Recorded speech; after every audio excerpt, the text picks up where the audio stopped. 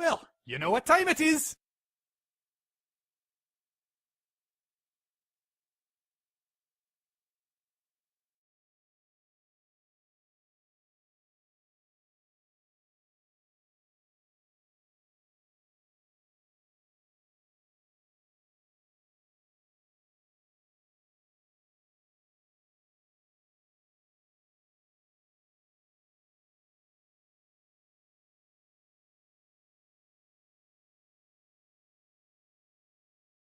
I need your help. How did I not get the boxes out? Oh, okay, that's all it was. Okay, that's the only thing that made me nervous. Okay, ready. Welcome, guys, to Bad Wrench Live. This is our live Saturdays that we do once a month on the last Saturday of the month. Today, we are going to be diving into how to... We're still working on things. Guys, I have a new producer this year that's running my soundboard and reading your guys' chats as we basically get into this new year and this new, basically, adventure. We are working on a lot of things behind the scenes, guys. So just to bring you an update, if you guys haven't had a chance, go back and watch the 5K sub party where we announced something really big. I got some information. You stupid. I've got some information later on in this that I can give you guys about the merch store and stuff like that. So let's kind of dive into how we got to where we are now. I want to bring you guys up to speed. Because if you guys look at this, you guys might not understand everything that's happened here. So during the 5K party, we tried to clean up a little bit of this rust. It was throwing so much dust and dirt that I had to...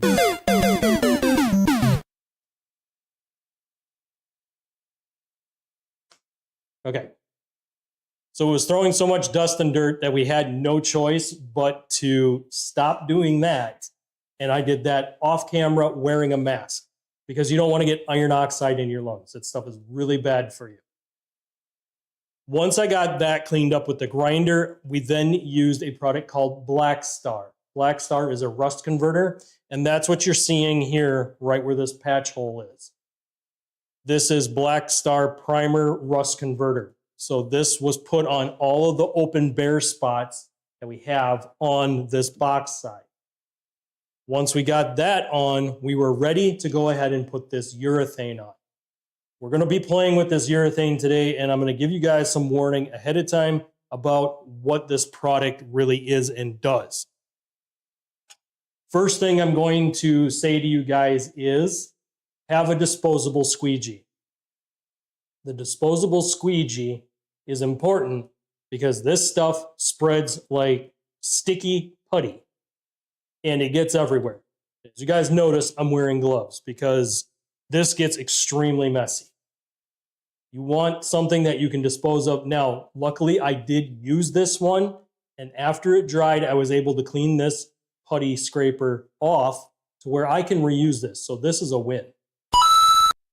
Because as a win, we can easily reuse this for this project or any other project. Now, on this truck, the only spot that I'm having to do this kind of repair are the box sides, which is a good thing. A lot of times we get trucks in that the rocker panels are in this bad of shape. Then we got to get a rocker panel patch panel. We have to glue that into place. That requires a two-poxy, basically a two-part epoxy to attach that panel to the truck. And you have to grind out as much metal as you possibly can. And hopefully you have enough backing metal to make that work. In this case, we realize we have the rust hole here. And where you see the rust on the outside, that rust is also on the inside. That's the pro tip, guys. Welcome, Mike. See you later to the chat. Mike, good to have you in here today. So this patch panel, guys, is going to go behind here, and it needs to cover up all of that rust spot. If we don't put this in here to where it covers up that rust spot, it's not sealing this off on the back side. So in order to do that, we need to goop the back of this panel and we need to get this edge, this leading edge is going to go tight up against the inside of this panel. And then we are going to work a bead around the outer edge of this. Now, I have put bed liner on this side of the panel so this side will not rust. Because yes, you're putting a piece of metal in there, but if you don't protect this piece of metal will rust. This piece of metal will then cause that piece of metal to rust. So it's a chain effect. If this gets rusty, that gets rusty and rusts even more. The point is to cut off moisture, cut off oxygen to the bare metal. That's the whole point. That's why we went with this route. It cuts off the oxygen. If you ever had a windshield replaced and you had rust along the upper edge of the windshield, oftentimes they'll put this on when they replace the windshield because this cuts off oxygen flow and will not allow water to get down to the bare metal. If the panel stays wet, it's going to keep rusting. If there's oxygen source readily available, it's going to keep rusting. Metal has to be protected. The way this back of this patch panel is, if I were to glue this in and not put anything on it, the back of this panel will rust. And the more I touch this, it'll absorb the moisture out of my hand and put rust imprints on this metal. So making sure you keep this stuff clean as possible is the pro tip to this whole thing. So the first thing we want to do, guys, is we want to clear our caulking gun. I used this already when we did this piece here. So there is no backing metal in this one. This is just the urethane. But I do need to clear this tip out. As you see, it is very sticky, guys. And we don't want this to get on anything that we don't want it on. So I usually keep a bunch of blue shop towels around just to be able to put this stuff in. So blue shop towels. Now remember, this stuff is nasty, so avoid getting it on clothes. This is window urethane. And what I do is I just leave that down there for now.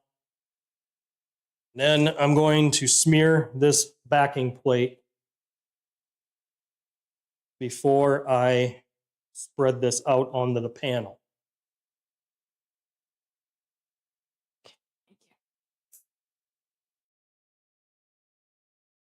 Good to have you guys in here on this Saturday. We do this last Saturday of the month.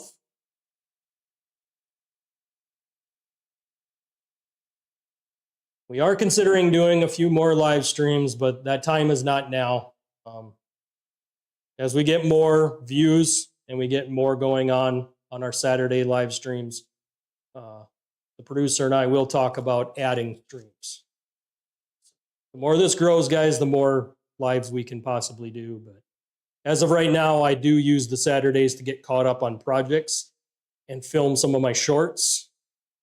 And it also gives us a chance to get other things we need done. Yeah, lives are more fun when there's more chats going on. So more participation, and we'll probably do it more often.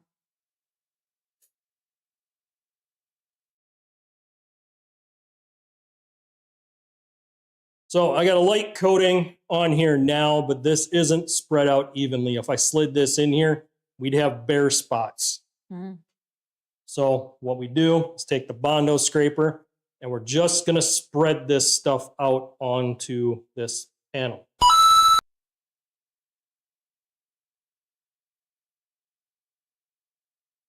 And if I don't get even coverage or it doesn't cover everything, I will go ahead and spray more on here, squirt more on here, case might be.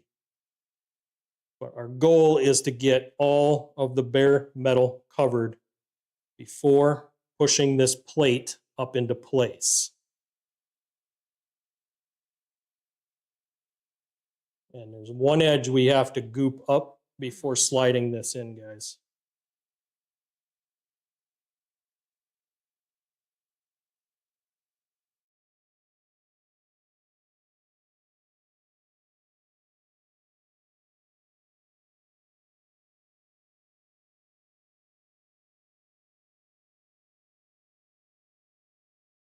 As you can see, this stuff is very, very sticky. And as I get it on the gloves, it sticks to the gloves too. So again, we want to make sure all bare metal is covered. That's why I do a look over, make sure it's good.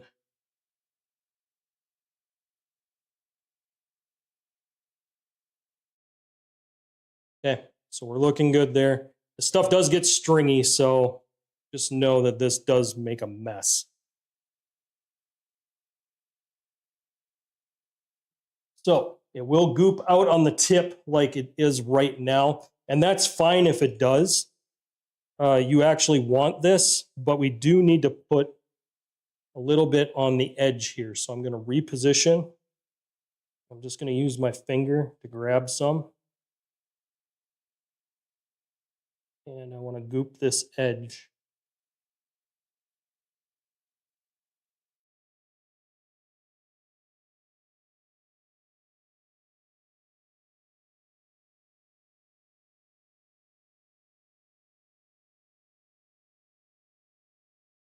We will be doing Q&A at the end, guys. Either save your questions or you can chat them in and the producer will write them down. And when we get to that point, we'll let you guys know. But we usually do open forum discussions at the end of the project. But any questions about the project or currently that he's working on, those questions can happen during the video so that you can get them answered right away as they're happening. But specialty questions we will hold till the end.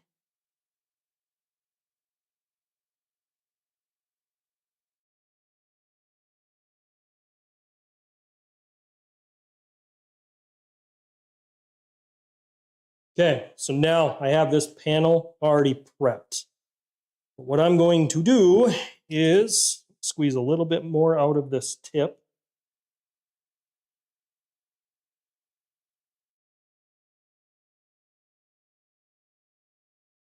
And then what I do is I turn the handle and back this off a little bit. And what you guys want to see is you want to see a goop.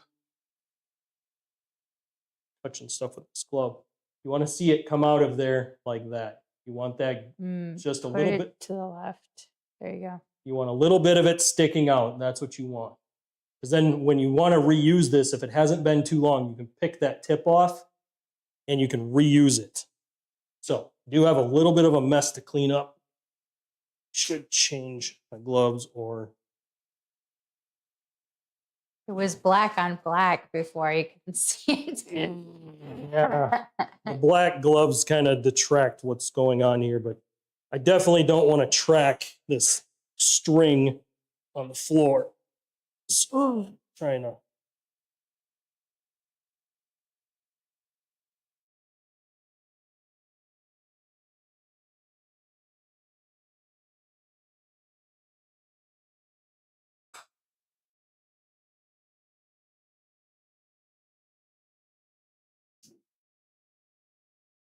Trying to clean this stuff up when it's wet is a bad idea. So, pro tip, guys.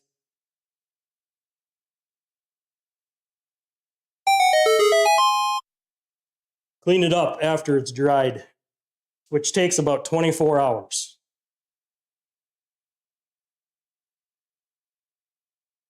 Oh. And I'm being careful where I place my hands, because if my hands have the urethane on it, I don't want to get that on the truck or on me.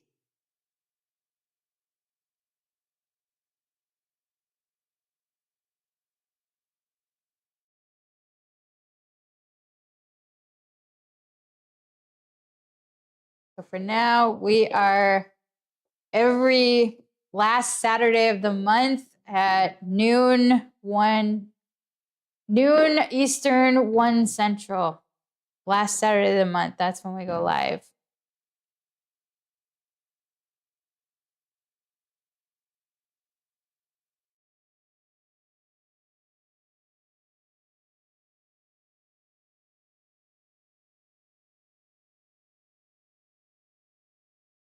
So you guys are seeing me put that panel in. You'll notice that the hole is covered up. That's what we want. I am moving the plate around a little bit to kind of smear that urethane in behind there, kind of squeeze it out.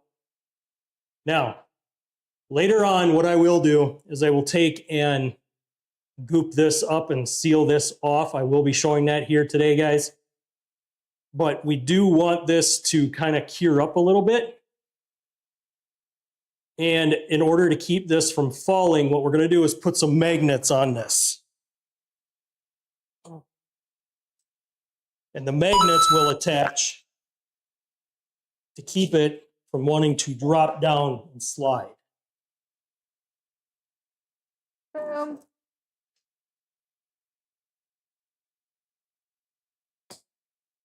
Okay. Boom. Those magnets will hold that for a little bit while I clean up. Paint time is 30 minutes, but I'm going to go ahead and let this wait and sit for 24 before we bother trying to do any paint work on here, because the next few steps I'll explain once we get this kind of cleaned up here. Don't want to track this stuff anywhere. So my goal is to get after the mess. This is one time that a clean work area is really important. That little spot that I had on the floor, I don't want to leave that spot there. Yes, it would be easier to clean when it's dry, like I said, but here's the thing. If I leave this on the floor and I'm moving back and forth, I'm going to track that all over this whole garage, which makes this cleanup 10 times more difficult. So our main goal is to get this stuff cleaned up while we're letting this thing set up. It's going to take a little bit for it to set up to where I feel safe enough to be able to put any kind of pressure on it. And I will be doing some tests on it. If it doesn't want to pressure right, like it feels like I have to hold the backside when I'm doing the spreading, I may not be able to cover this in today. Let's just see how the cure time works before we get too carried away. But this spot does need to get filled in just like this, because we've addressed the backside and we've made it to when we go to put the urethane in here, it's going to seal that area off and cut off the rust. The next steps are really important, guys. So here we go. Let's go ahead and cover these steps. Now, once we get this sealed up and it's cured and dried, here's our first step. Our first step is to seal off our bottom edge and figure out where we're going to spray bed liner. The reason we're doing bed liner is it's going to smooth this area out a little bit and allow us to give more protection, adding another layer to seal off any moisture or rust. Want to welcome Gary. He says hi from Minnesota. Gary, good to have you in here today. Welcome, welcome, welcome. So yeah, we're also from Minnesota, guys. And we did have our big 5K sub party last week. So this week we're diving into one of our projects. But once we put the bed liner here to seal this off, our second step is going to be to go ahead and paint match this to the truck. And how we're going to do that is real simple, guys. First step you're going to need in order to get the proper matching paint, you're going to need to look for the paint code. The paint code is going to be in your glove box on a GM vehicle. Usually it's at the bottom of the RPO codes in that glove box. For my truck, my paint code is Victory Red, which is a WA9260. That's the paint code for this truck. Once we've sprayed the bed liner, let it cure, let it sit, we're going to pull back a masking tape that's just barely above, because we don't want a black line between the bed liner and our paint. So we're going to just barely spray onto the paint. And we're going to spray our paint color. This will give us a color match rock guard and will help seal this off. We're going to also continue this along the bottom of the truck as well. So rocker panels, lower front or lower fenders on the front, down on the bottom corners. We're going to get those as well. And what that's going to do is really kind of clean this up. And it'll make sure that we kind of cover a lot of this up. But this isn't the last cover for this project. I'm sure you guys can see these up here. These are fender flares. This truck is getting fender flares because we're also moving our rims out. We're widening the stance of this truck in order to make it better in off-road conditions.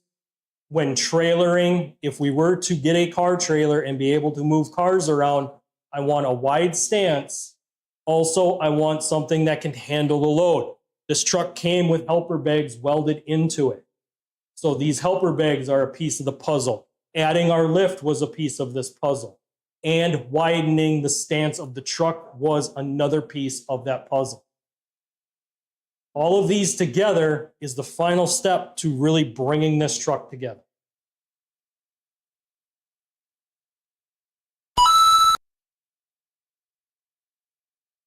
So we're going to go ahead and clean up this spot here on the floor so I don't track that anywhere. Like I said, this urethane is super, super nasty.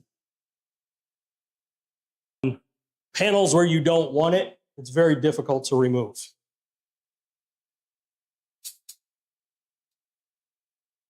Mike says you might want to try some Gojo or similar hand cleaner on any messes.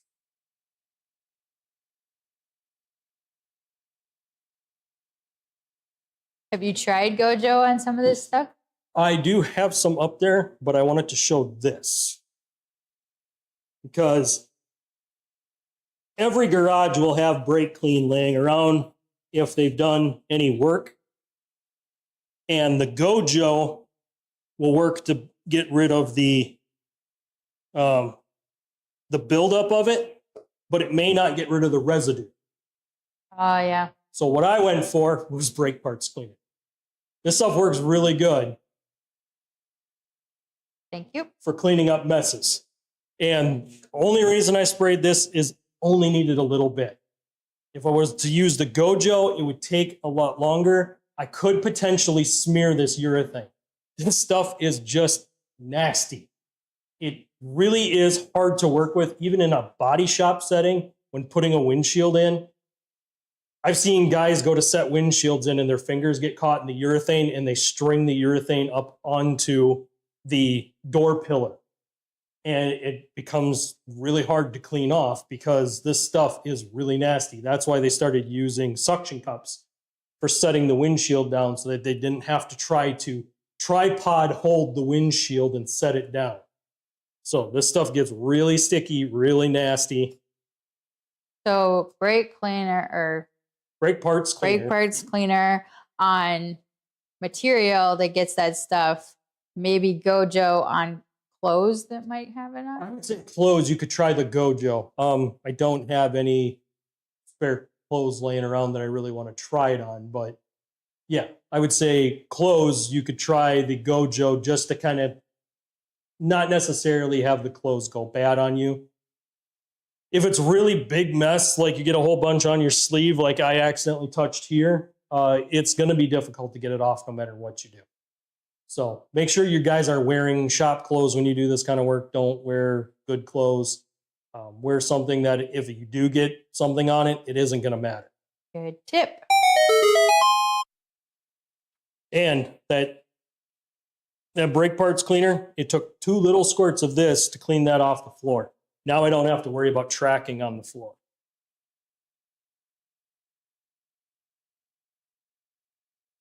What we're waiting for is that to cure. So I guess we could take a few questions if you guys got any about the project right now.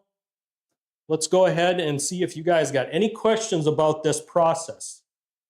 Questions about how you do it. Let's just hear what you guys got. We got 4 people watching. We got 4 likes. So thank you guys. Awesome, awesome. Thank you guys for the 100% engagement. That really does help the channel. Thank you guys so much.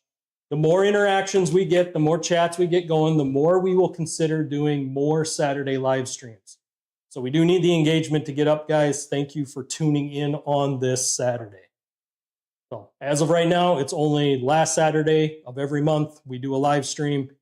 There's plenty of clips and short videos that I put out 3 days a week, Monday, Wednesday, and Friday.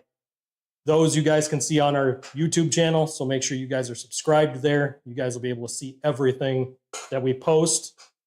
Ring the notification bell so that you guys get notified when I drop videos, because oftentimes I will drop them in the mornings because this isn't my main job. I do this as a side job to help people out and also for content here on YouTube for you guys.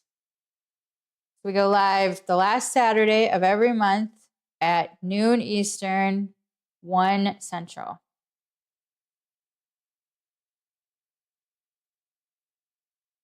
All right, so no questions on the project?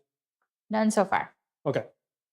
All right, so what we're looking at is just the cure time here. We don't want to get super carried away and try to get amped to smear this. This needs time to set up, guys. If I touch this right now, I'm going to string that stuff way out to here. So we don't want to touch this. We want this to really kind of cure up. Now, me wiggling it on the back side kind of helped spread more of it in there. Oh, we got a question. Gary said, I missed the name of the product. Oh, okay. You mean the brake cleaner? I can get him the brake cleaner and I can do the urethane for him. Okay. So that he knows exactly what we're doing. It's a good question. And this way you guys have it because I don't think I've shown this yet. So the brake cleaner I did just show, but I haven't shown the urethane today in this video. So the brake clean is this. It's CRC, brake clean.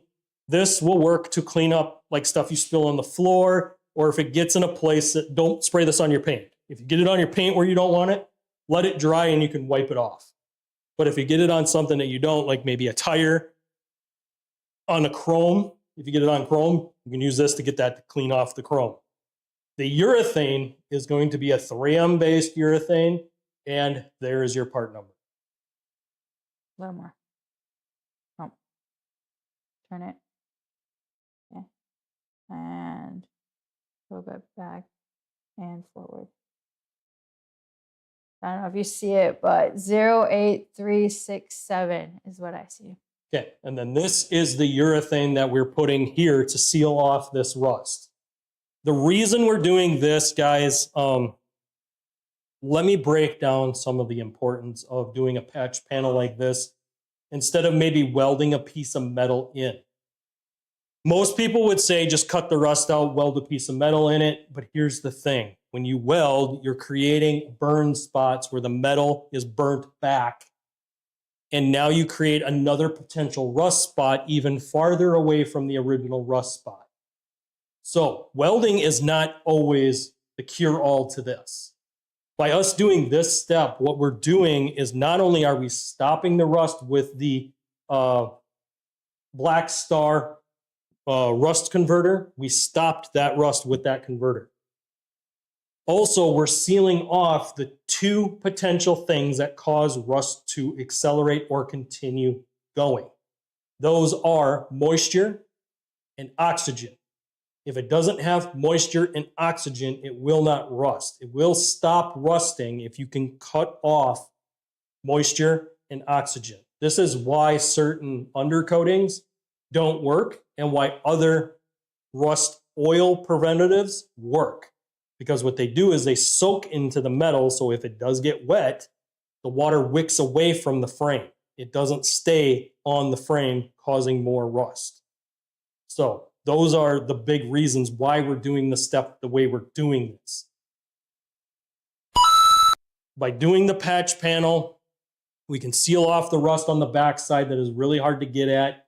Not only that, but now we can go ahead and smear the urethane in this and cut off any moisture on this level. Once we spray our bed liner in, we then provide the triple layer to the protection, cutting off all oxygen, all water to the source. That way, moving forward, we're good. Any questions? If you guys got any questions, chat them in now. We're kind of just letting this kind of set in, cure. I'm seeing if it's going to work for me to be able to continue the project and finish smearing this out, or if I'm going to have to wait until tomorrow or something. There's a chance I might not be able to wrap this up today because this needs time to cure before I can put pressure on it. And I definitely don't want this patch panel to slide or fall either. So if I'm starting to push on this too hard, what I could do is just shove that patch panel off, which would negate the purpose of what we're doing. So 24 hours for this to cure. That's the cure time on it. It says paintable in 30, guys, but honestly, you don't want to push that time. So give it time. 30 to paint. To me, it still felt really sticky. The last time I did this on here, it felt really sticky at 30 still. So it wasn't cured good until 24 hours. So what we can do though, guys, is we can continue on with this process. So what we want to do is establish a line. And this line is going to be where we're going to spray our paint. So first thing I do is I establish a line. Establish a line where my paint is going to go.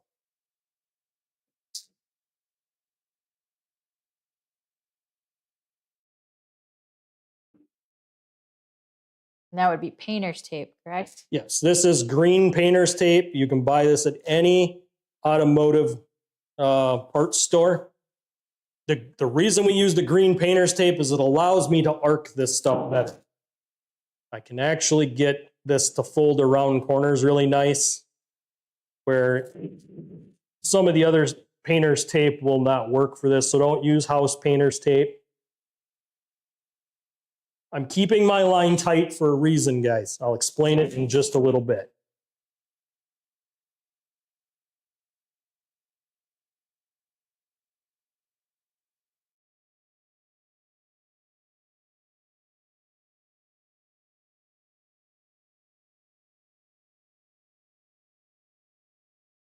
Okay, the reason we keep this line tight, this is the paint line. When we go to paint this panel after the bed liner, this is the line we're going to paint.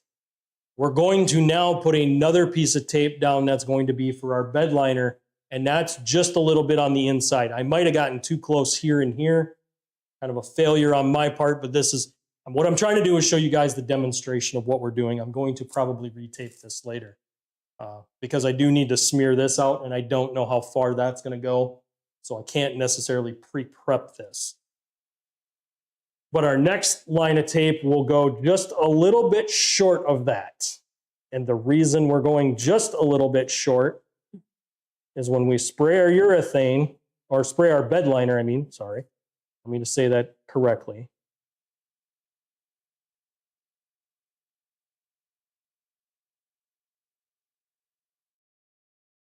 Gary says Walmart has urethane. I may have to buy there, have delivered. I homebound. Here on the channel. Just give me a 1 if you guys even want me to entertain that idea.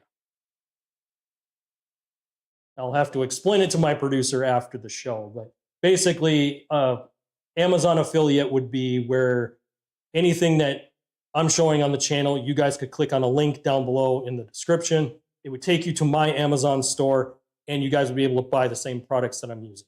So 1, if you guys want me to start kind of entertaining that idea and start kind of talking with the producer about it. 2, if you guys wouldn't even bother. How about that? So we'll go with that. So once we do the second tape line, this second tape line is also going to have paper on it, guys. So the paper is going to cover up here. We could tape the paper to this line. So this first tape line is our paint line. Mm-hmm. We could put our newspaper up here. The reason we want to is we don't want overspray up on this panel. This is a good clean panel that we're trying to save. We don't want to have to do a bunch of prep work after to clean this up by what we're doing. So we put the paper on our paint line here, going this way, up and away. We'll flare it out and around so that as we're spraying, it doesn't overspray up. We have a 1 from Mike, and there's 2 people watching, so Okay. half says 1. Okay. Yeah, guys, make sure you get that in there. We're going to let that go for the rest of the stream today.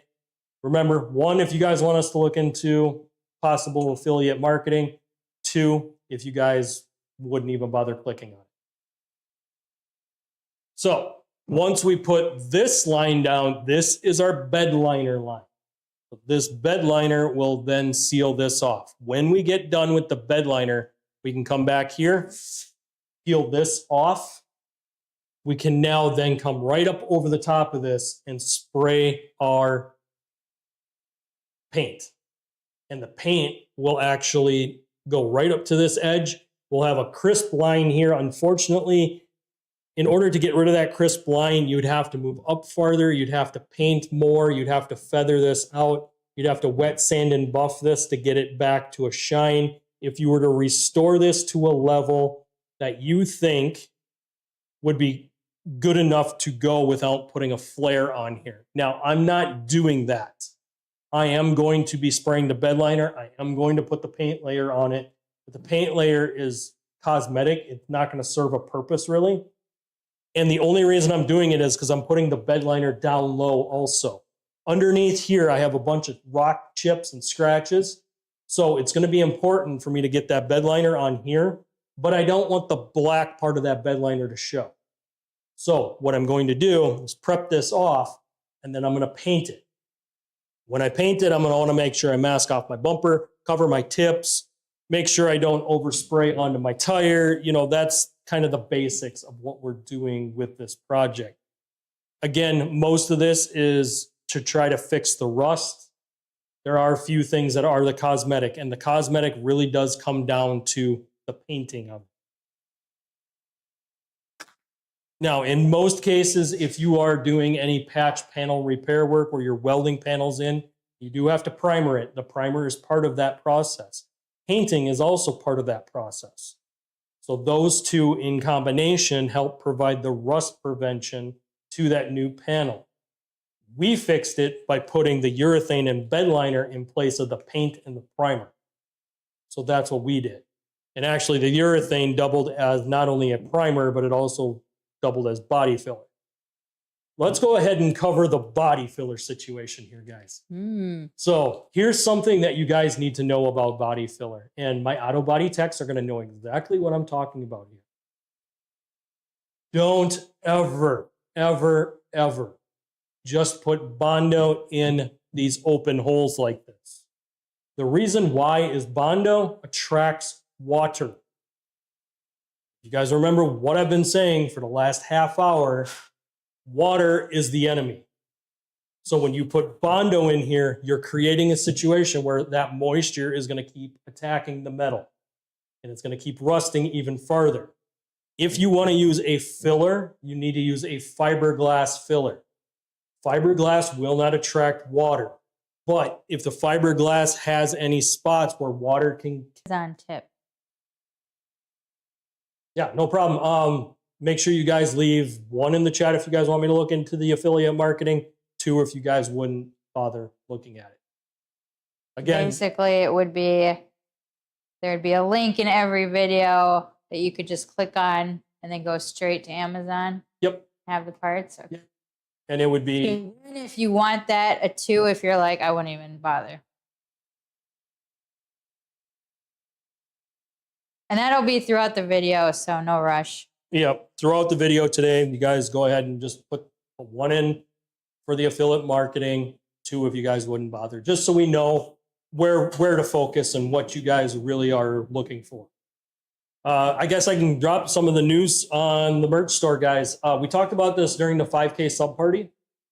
During the 5K sub party, we announced we are going to look into basically a merch store for you guys. It was something that I promised to you guys almost last year at this time, a little bit. And what I told you guys is we had to hit a benchmark. For me, that benchmark was 5K. We had to hit 5K subscribers here on YouTube for me to entertain wanting to build that merch store. We hit that and we had our party. We announced it. The news we have this week is, guys, we are going to be building our merch this week. We're going to order samples, one sample of everything, so that we can get our hands on it. If we like the quality and what they offer, we will be going with the company that we're looking at. Right now, the company is Fourth Wall. So they are going to handle all of our merch. And through them, you guys will be able to order directly through them and get our merch. Our store will be linked in every video. And that's internationally as well. Yep, internationally as well. And you'll be able to use every kind of payment method, even like Apple Pay, Android Pay, and then apparently there's special ones internationally. They do that too. So yeah, so they handle all the shipping worldwide. That's why we're going with them. If you, for Gary, this one might be for you. If you do come out to one of our shows that we are going to be doing this summer, here's another announcement for you guys. We are going to work on doing a few shows this year. We may not do a lot of them just due to time constraints and everything, but we do want to do a couple that are near our market area. So we are going to do some of those shows, and the merch that we would have at that show is going to be tailored around merch that we wear on the show. So it'll be very similar hats to these. We may have slightly different designs than what you see online, but they're going to be very identical. And some of the fabrics that we use here on the show are designed for different things where we're trying to provide more products in different sizes on the site. So if that makes sense, like for shirts, we'd probably use Gildan, I think was one, what we looked at for shirts, because we can go to 5X. right. Hats are not the brand that I'm wearing here today. This is an Adams. So these are ones that we're going to have at our local shows, but these are not ones that we're going to be putting on the site because we can't get Fourth Wall to use our brands that we're using for current stuff through a different supplier. So there is a little bit of difference, but not much. Most of them are very similar. Yeah.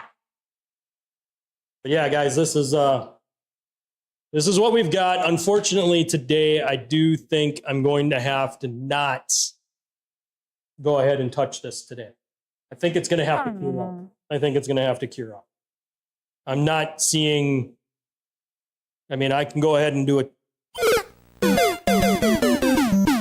Yeah. Sad face. Yeah, it is drying to where I'm not stringing it when I touch it, but it's tacky. And as long as it's tacky, it's not gonna hold. I need that to hold. And honestly, Sticky. yeah, Mickey likes sticky.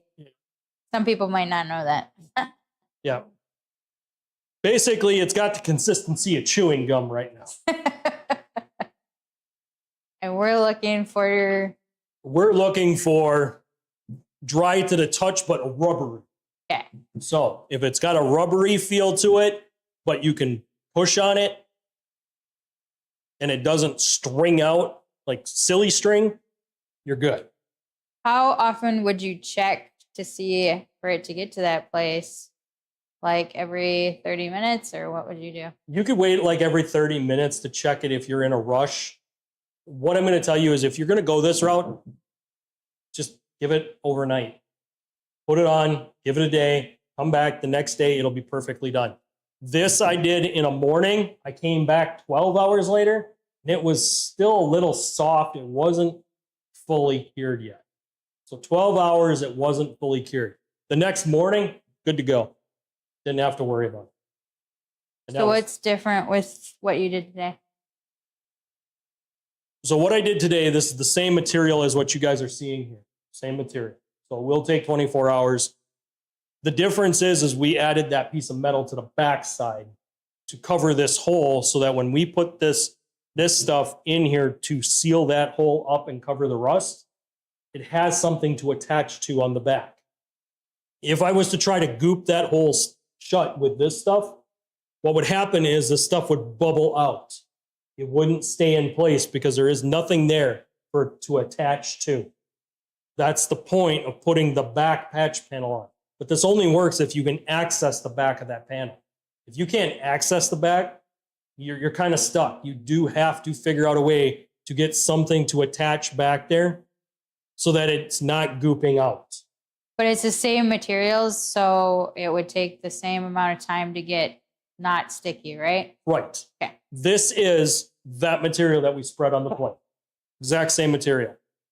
The only thing that you guys are going to notice is that we will be putting a bed liner over this, over the top of the bed liner. The bed liner is just additional sealer. The paint is just cosmetic. It's not going to do much to this process at all. But when it's dry, you can literally pick it off. It doesn't leave any marks or stains. It's really easy to clean off a paint. You just slightly rub it and it comes right off the paint. But again, you get it on clothes, it's going to get into the fibers. If you try wiping it when it's on clothes, you'll just push it into the clothes even more. So maybe this is something, if you accidentally do get it on a piece of clothing, let it sit, let it cure, and then try to pick it off. Unfortunately, it might pull some of the fibers in the clothes, so it may ruin the clothing anyway. But again, don't wear nice clothes if you're going to do this process. Make sure you wear something that is a shop rag or a shop towel that you don't really care about too much. I'm wearing work pants that I've already used in here before. I do have stains on them, so they are what they are. And I'm wearing one of the shirts for the show, so I wasn't too concerned. But yeah, since we're going to hold off on this, let's go ahead, guys, and open the Q&A, guys. This is going to be where we're going to help answer you guys' questions. We're going to work to get you, yep, we're going to go ahead and transition. All right, so we'll help you guys with your project. Any questions, concerns, anything you guys need help with, go ahead and chat that in now. Mike, you had mentioned you were looking at that truck and potentially getting it. Did you get the truck? If he's still in here. I think he is, but I think so.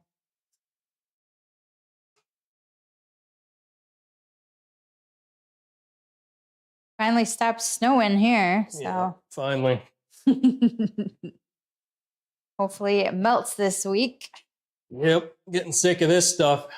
Started getting cabin fever with the car, and I already put a post out on Facebook. You know the winter is getting long when you're getting itchy to be on the road. And I had put a picture of the car there, and I said, soon, my friend, soon. Mike says, I did indeed buy it. Nice. Yay, congratulations. Nice. Cool. If you got any questions about that thing, go ahead and put it down there. More than willing to help you guys out with your project. So yeah, that's awesome that you got that truck. I know we talked about that in the last two live streams. We talked about it back in January. We talked about it at the 5K sub party. So, but yeah, definitely want to look into a lot more stuff here for the future and getting you guys more things and doing more projects. I got a ton of stuff to do here on this truck yet. We're not even close. What you guys are seeing, I'm going to try to button this up in maybe a month. And hopefully by the time you guys come back for the next live stream in March, we're going to have quite a bit of stuff done on this truck, almost to the point that it's back on the road. I do want to get LS GOAT out as soon as possible. The GTO does need to come out. Mike says, thanks. No questions on the truck at the moment. Cool. Yeah, if you're doing anything for rust prevention, guys, bed liner is the way to go, but avoid the bolts. Don't spray the bed liner directly on top of bolts. Because if you build a big layer on there, you're going to have to clean it off before you remove any pieces to the vehicle. You can use gasoline to wipe off the bolts. If you've sprayed bed liner on it, it will remove it. So it does work. It's just time consuming. So it adds a bunch more work if you get too carried away spraying bed liner on everything. A light coating is good because it cuts off the oxygen supply, again, stopping the rust.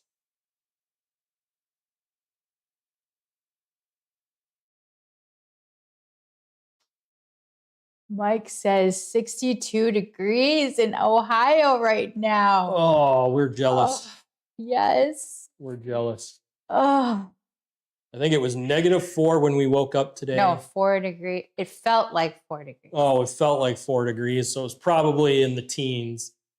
And then we got dumped on by about 4 to 5 inches of snow. Nope. I got the official numbers, 2.55 inches. That's a lie. I walked through more than that coming out here. I don't trust them. Stop the cap. Yeah, exactly. Exactly. He's getting upset.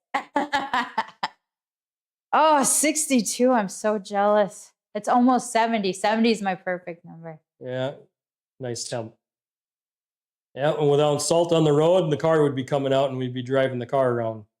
I can give you guys a little bit of info on the backside with the car. I am kind Which of, is, I'm kind of peeking at no, remind what the car is the 04 Pontiac GTO, known as LS Goat here on the channel. So LS Goat, I have been digging into some motor ideas, kind of seeing what options I'm going to want to go with. You guys already know I'm looking for between 500 to 600 horsepower engine. We may rebuild the engine that we have, or we may choose to drop one in that's already done. I got to look at the builder and kind of see who I'm going to go with for my engine builder, because I need them to be able to do the machining that I want done. So if they don't have the machine shop, then I'm not going to be able to do it. Neat. Can't even put an apostrophe without a sound effect. Yeah, the producer's working on our soundboard here, and a lot of my sound effects are all toggled to numbers.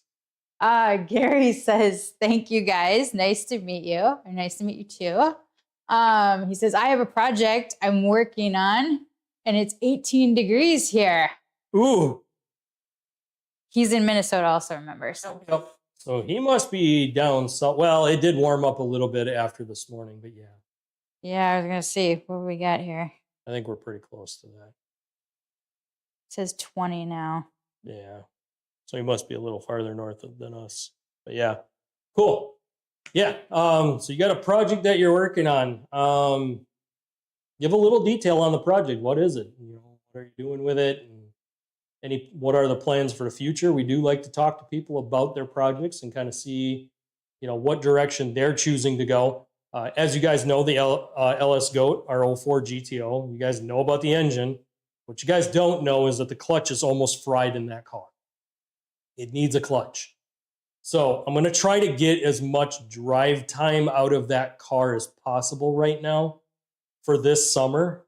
Try to get it out to some of these shows that we're planning on doing. But my goal is to not thrash on the car. I want to get this thing to the shows to show people what we can do with it. And then next year when we bring this thing out, it's going to be brought out as a whole new car. It's going to be done as just a kind of a complete, this is what we do. This is kind of the direction we're going with the car. The car has a lot of potential, guys. GTOs are the most underrated car that you can possibly get your hands on. And the reason why is they're still affordable, unlike Camaros and Firebirds. Camaros and Firebirds are extremely expensive to buy. These cars you can get in under 20, and here's the secret, is they are pretty much a Corvette in a chassis.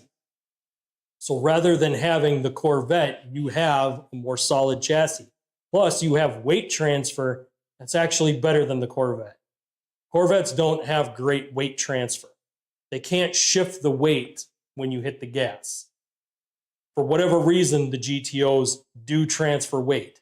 They have the best weight transfer ratio out of any car built. So they are very sought after. I bought mine very affordably, and I know right now I could sell mine and probably profit $5,000 off of it. And that's without you fixing it up, right? And that's without me doing anything more than what I've already done, which was a tune-up, a basic tune-up. But once I'm done with all my performance mods, it will go up a little bit, but not a lot, because honestly, performance mods don't always raise value. because if it's not done properly, the performance mods can actually be a detriment to the vehicle rather than a benefit. Because when somebody builds a big motor in a car, oftentimes it breaks other things down the line, whether it be a rear axle, drive shaft, transmission, clutch. And these are all things that I'm going to address prior to doing the motor, guys. So my project is going to be based around taking the transmission down, getting the transmission rebuilt, putting in a clutch that handles 800 horsepower, even though I'm not going to be anywhere near that. The reason why is if I beef up the drivetrain to handle it, whatever I put in there for a motor isn't going to tear the drivetrain up. We don't want to spend money twice, and we don't want to have a major parts failure because we didn't do it right in the first place. So everything from the motor back is going to get addressed before I tackle the motor. And it might be that the first year, all I can do is the transmission and driveline and suspension, and then the next year might be the motor. So those, we're going to budget it in when it works. We're not going to stretch ourselves. We are going to open to start doing more customer vehicle stuff too as well. So that is going to get put on our plate, and those customers will come first before the project. Does that mean you're going to use the cherry picker? Yeah, I will have to use that at that time. I currently have tucked it away for many, many years, and I was always asked why I didn't get rid of it. And it was one tool that would get underneath low cars, so I never wanted to get rid of it because I have never found another engine puller, engine picker, or cherry picker as they've been called, to get the motors out. All of the ones that I found had big wheels. Well, the big wheels don't fit underneath a car. So you need the one that is a low profile wheel. Mine has the low profile wheel, so I never wanted to get rid of it. All right. Mike asks, are you rebuilding the transmission yourself? I would like to, but what I might do is I know I've got a transmission specialist that I trust, and I'm probably going to bring it to him to have it upgraded because I don't do a lot internally with transmissions. I'm more of an engine guy than a transmission guy. I will admit that. And it might be that we take the engine out, tear it down, and then have it gone through and have the machine work done at one shop. But then ultimately, I might reassemble it here. So engine-wise, I'll do an engine reassembly without a problem. Transmissions get a little bit more sticky because you have to know exactly how tight you need everything. And I do want everything replaced so that I know that it's right. Again, that's not an area that I want to have something go wrong. But we will be putting a new clutch in. That we will do here. It is a hydraulic clutch, so we do have hydraulics to deal with. I will have to put in a new clutch slave cylinder. That's all part of that rebuild process. Mike says, gotcha.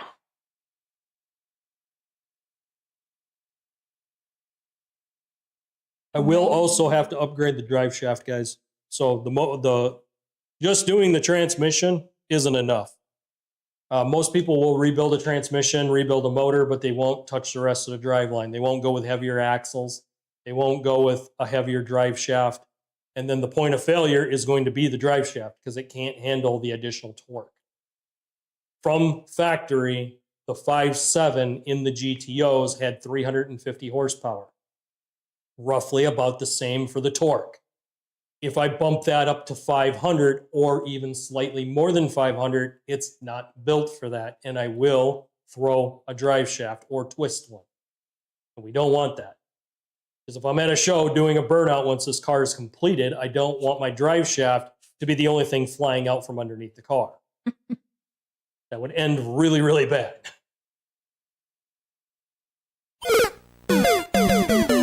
That would be a big failure. So maybe you can give them what they're going to look forward to in the videos this week, seeing you do on the truck.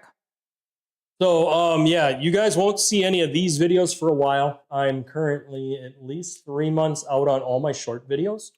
Oh. So you guys are getting behind the scenes content here in the lives. You guys will not get this during my clips. All my short form video content is all based on projects that I've done and I'm getting caught up on, but most of those are central driven around a particular topic or point. These are kind of open forum after we get the project done. I was hoping to be able to get more done on this today, but it's not going to work. I can't force it. But this week we can expect some content from Crimson Vortex, which is our 01 GMC Jimmy. I'm going to get into the alignment that we did. I'm going to get into some other things that we did to fix the steering on that truck. I also break down how you're going to be able to get those components out.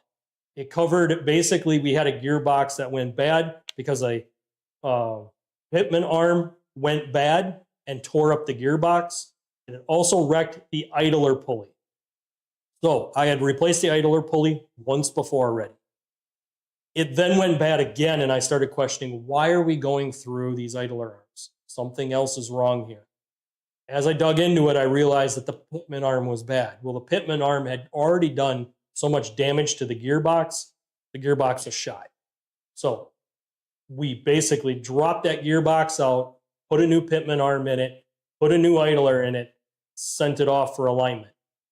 Once it got aligned, we were able to put everything back together the way it was, and now we've got a pretty solid daily driver.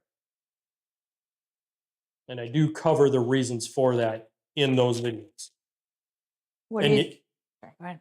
Well, and I was just about to say the reason we had to rely on that as a daily driver about 2 months ago was champagne bubbles has been giving us headaches for the longest time.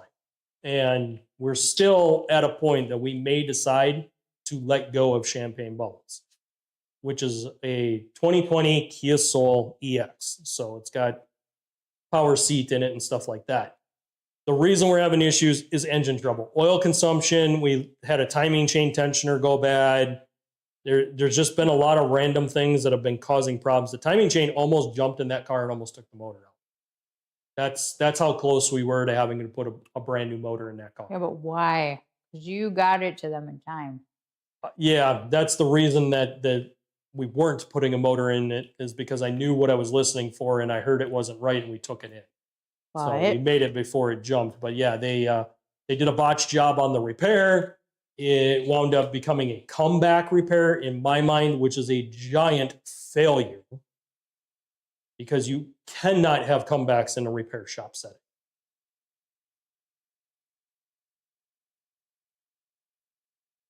But yeah, that's the point of that whole process, was to decide what we were going to do with the car. And while we had the downtime, I wanted the Jimmy to be ready to go. And by fixing that, we were able to make sure that we have a reliable daily driver. And I'm currently using it as my daily driver because this is the project. So when the project's done, then I'm probably going to transition back into this truck. And I'm going to work on the GMC to kind of get a few more things buttoned up on that. Gary says, let me know when you have a show on your video. I will be watching. And Chevy?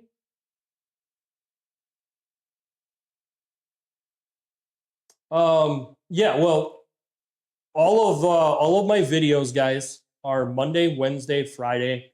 I drop them in the morning, early mornings. You can watch anytime throughout the day. If you hit the bell icon, you'll get notifications. It'll automatically tell you when I've dropped a video.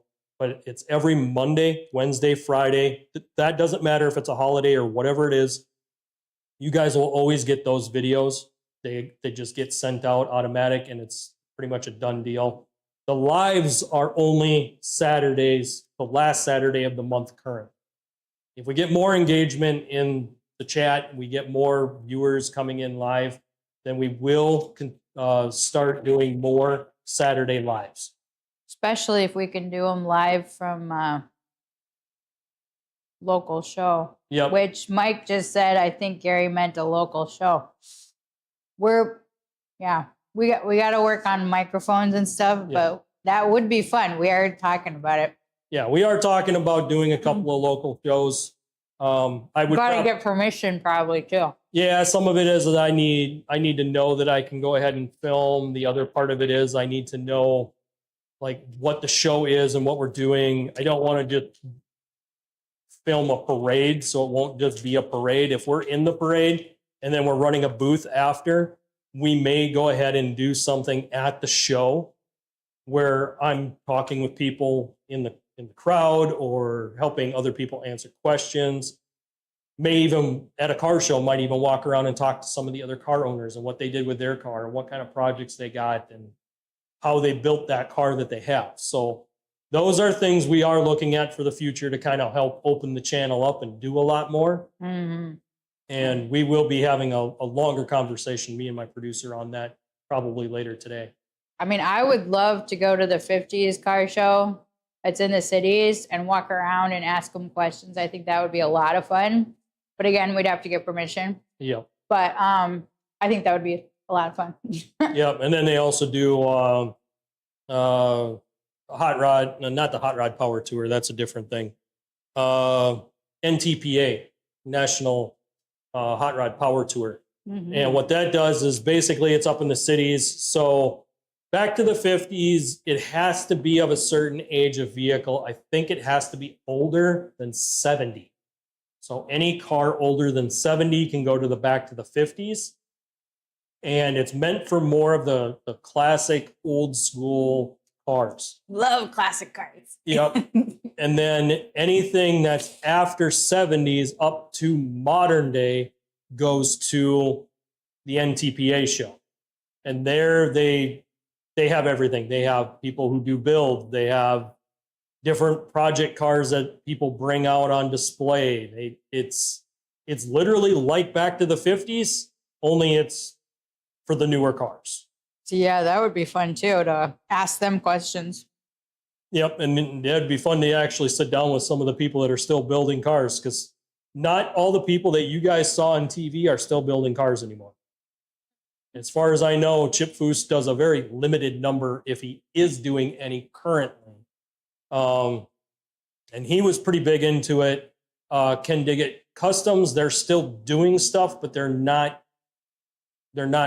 filming as much. So they still do quite a bit of stuff. They've gone through quite a few employee changes over the years too, so they don't film as much as they used to. But yeah. Yeah, sorry, Gary, if we misunderstood that. I would love to do a lot of local shows and ask people questions and, learn from them and go lives. We haven't done a live outside of the garage yet, but I would love to do that. Yeah. And those are things we're looking at for the future, just to kind of bring good content for you. That's one way we might do more than one Saturday live, is if we have an event and then we do our project at the end of the month. So you guys might get more content here this summer going live on Saturdays. But we are going to keep it to Saturday. We do take the time to rest. For us, Sundays is kind of our day of rest. It's our time to kind of focus on what's important to us. As you guys can see, I clearly wear what's important to me. So. Yeah. So thank you for ideas and stuff. Yeah, Gary, if you know of any local shows that you might want us to consider, go ahead and drop those down in the chat. Absolutely. I'm willing to drive even up north.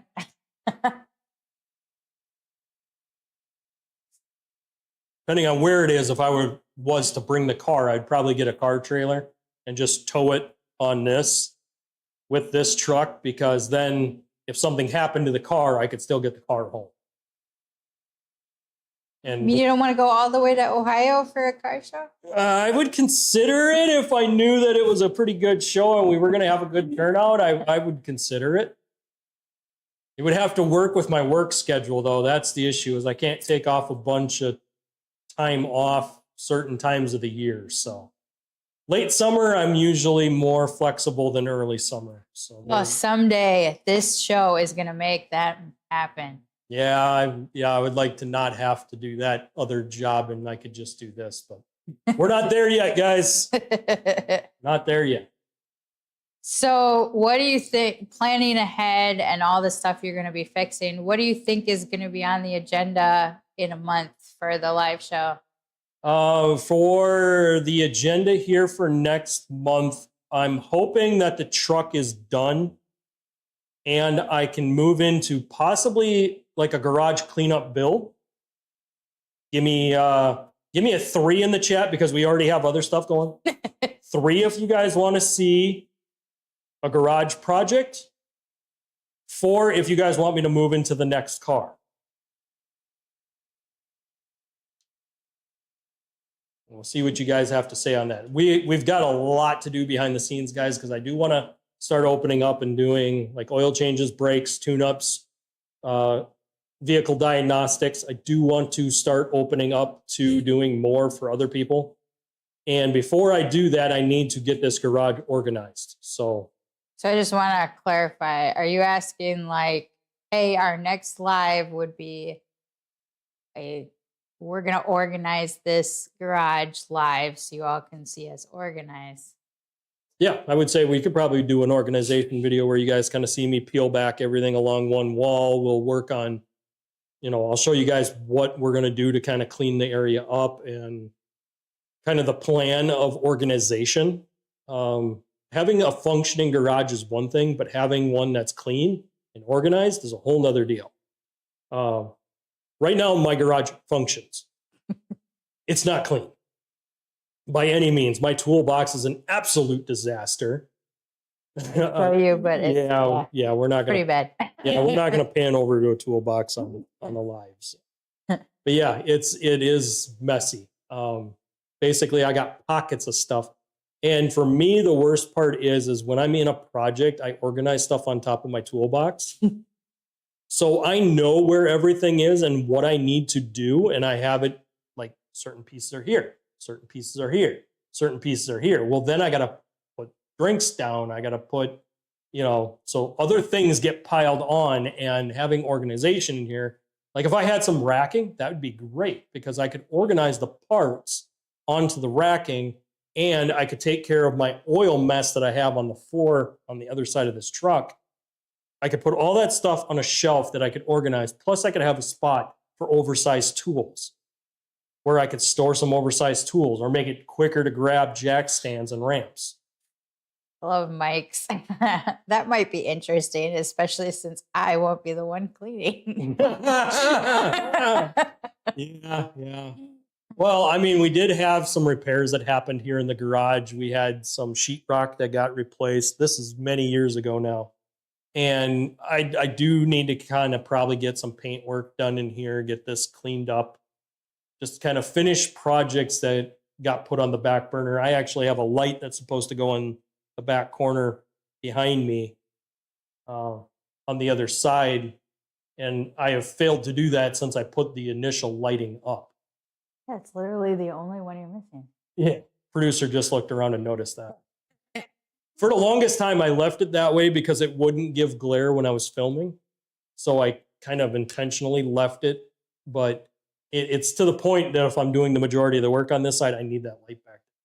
I noticed that with the last 3 projects that have been on this side of the garage. It was a fight to try to see in that back corner.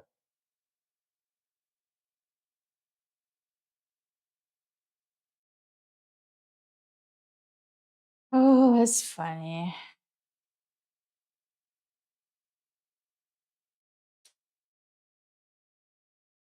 So live watching us clean or live working on a different car? Yep. Either live on a next project or live on garage cleanup and repair.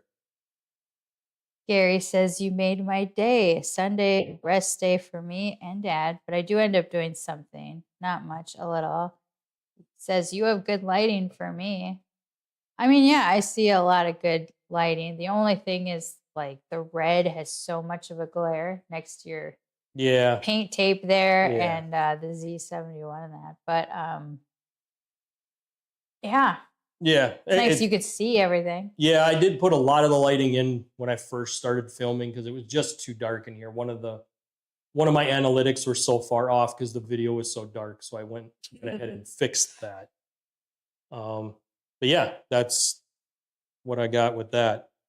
So well, actually, I'm glad we made your day, Gary. That is so great. We want, he did this to help people. So That's the goal.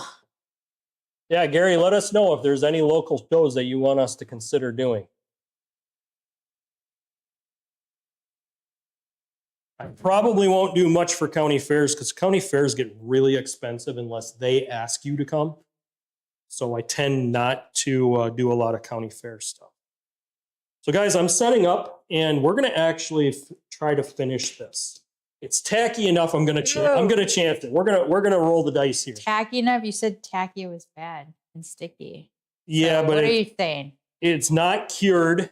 And I do run the risk of pushing that panel through. So if I do push it through, I'm going to have to clean this up off camera and then correct my mess. But if it does work, I want to get this a little closer to finished. So what tells you that it's a good to try at least? What are you looking at there? So what I'm looking at is I'm touching this with my glove and it's not sticking to the glove. Okay. So we're going to transition because we're going to try this, right? Yeah, we're going to try it. This is a trial and error here. This might. See it live. Trial and error live. Yep. Do it live. So this could blow up in my face or this could work really well. And then we could start prepping to start doing the paintwork. Anything can happen. Yep. Yeah, see, this is already tacky here, so I have to do it again. Pluck that out again.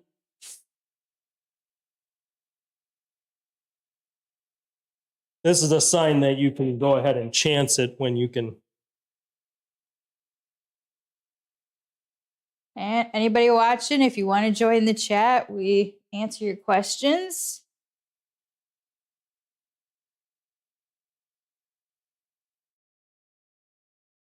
Thank you for all the likes. This has been awesome.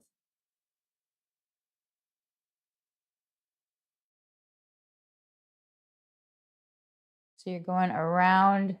Going around where the rust is right now. Just kind of doing a line that I'm going to smear out. And then I'm going to come and try to fill in a little bit of this prior to smoothing it out. Okay. And my goal here is just to get good coverage.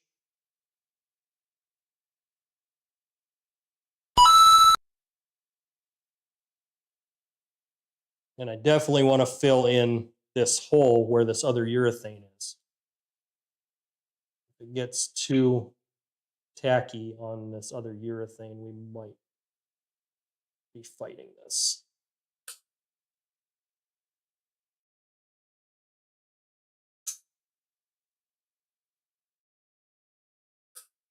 Okay, should be good.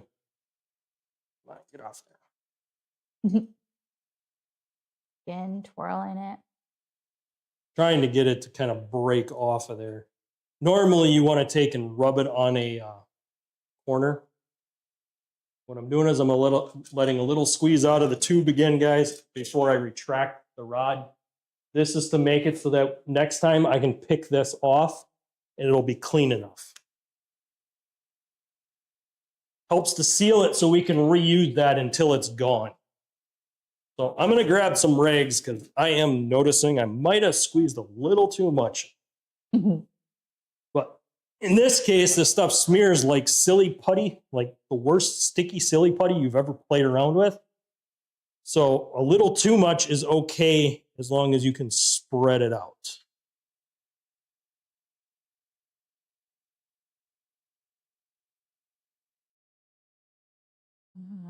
Look at that goop. And stringy.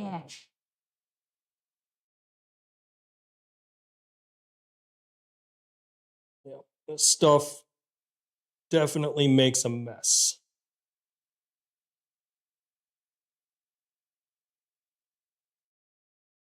Body filler is almost easier to use at this point than this stuff. Is there a reason you decided against it? The moisture content. Oh, right. I didn't want to have a moisture issue. Guys, that's a victory. Wow, yay! That's a win. We'll take that win. Word. It is. He will take that as a win. So now this has to cure before I can do anything. But what it also allows us to do is now we can prep. So now we can prep to actually start doing bed liner. I was half tempted, and I say half, I was half tempted to put this patch panel in and then show you guys the bed liner trick, but I can't spray bed liner in here with my producer. We talked about this a little bit last week. Anytime you guys have chemicals that you guys are dealing with, you do not want fumes if you need to wear a mask. And with the bed liner, you absolutely have to wear a mask when painting that stuff. Is that a sprayable bed liner? Since a spray and bed liner, I believe I did show the can, but no, actually I did not show Not the can. today. Not today. All right. Different day. So here's what I get. It is the Duplicolor spray and bed liner. So Is it just say truck bed, or does it have a specific number? there is a specific number on it that they will use. If you go to any parts store, they will use a TR 250. Very hard to see, guys. Yeah, that's extreme. There you go. That's better. Perfect. So that's the number that they're going to use for the Duplicolor truck bed spray. This is what we used on the frame. This is what we're going to use to seal this off. This is what we're going to use under the rocker panels. This is a durable coating. So Mike, you are probably going to want to do this to that other truck if you are ever going to drive this in winter conditions, because you're going to want to seal off that metal. The frame, the epoxy e-coating that comes on that truck frame is not good. If it isn't already messed up, it will be after one winter.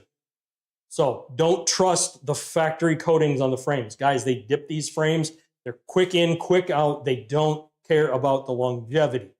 If they were to use a bed liner liquid on the frame when they build these trucks wouldn't be having the rust issue.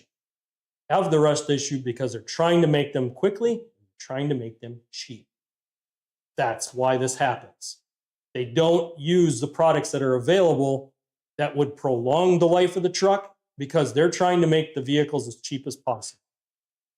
It is a bad thing, and unfortunately, it is what the automotive industry has turned into. This is why when we do LS GOAT and we start tearing LS GOAT down, there's a lot of stuff I have to do to correct the issues that maybe GM did with that vehicle. Now, there isn't as many on LS GOAT as there was on Crimson Vortec, our 01 GMC Jimmy. There are some hardline issues with that vehicle, and those are manufacturer failed designs. One of those was the gearbox that I just talked about. Another one is door pins and bushings. Those trucks are notorious for the door pins and bushings going bad in them, and then you have to put in door pins and bushings. But if the hinges sag even just a little bit, the brass bushings you buy at most parts stores break, which means you need to buy a stainless steel kit for your door pins and bushings. You can get those on Amazon. So that's where you can get those. Again, if you guys want the affiliate marketing store, one in the comment down below.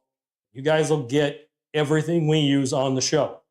I'll even try to find stuff that I might get at a local parts store, see if I can find it for you guys on Amazon and put it in our store. So, one, if you guys want to see it. Two, if you guys wouldn't bother clicking on it.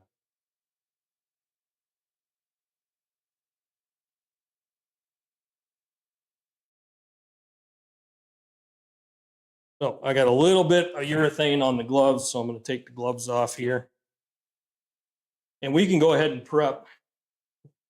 What do we got for the time? It's been an hour and 25 minutes. Hour and 25. But yeah, those gloves are like one and done.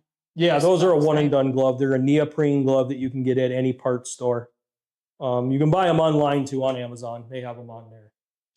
They're the black neoprene gloves. They are a one and done deal. Oh, you're gonna redo it? I'm going to redo it because I want to make sure I get my lines right. Gary says, we like some sound effects. I used fiberglass on my plastic snowmobile hoods in the 80s. Yep. Fiberglass works really good. In fact, you do not want to use Bondo. I covered this a little bit probably before you were in here. But fiberglass attracts water. It absorbs water. And anytime you put Bondo here, it's going to absorb the water. The fiberglass does not absorb water, but Bondo will. So now what I'm going to do is I'm going to establish where I'm putting that bed liner. And I want to do my bottom first so I know where my bottom's going to be. Then I can focus on running my top line. And this is going to be for the bed liner.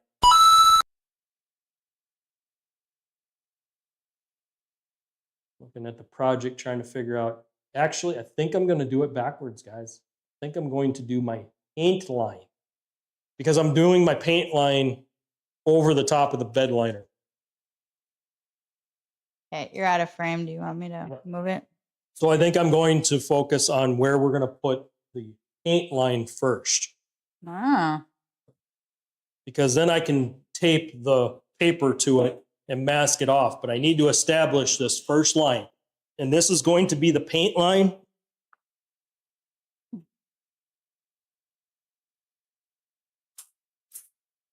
Moved it over a bit.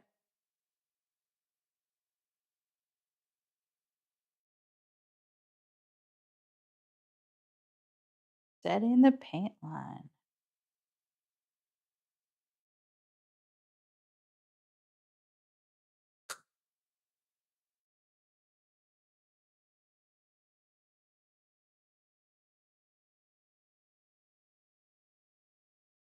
Now, the reason I want to cover this part here is I want this to have something durable on it so it doesn't get rock chipped up.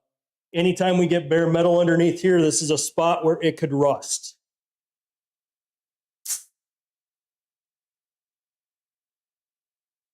If your truck is already clean, what you could do is get a rock guard on it. But if it isn't clean, you're going to be doing this step that I'm doing right here. And what this does is it masks off the area.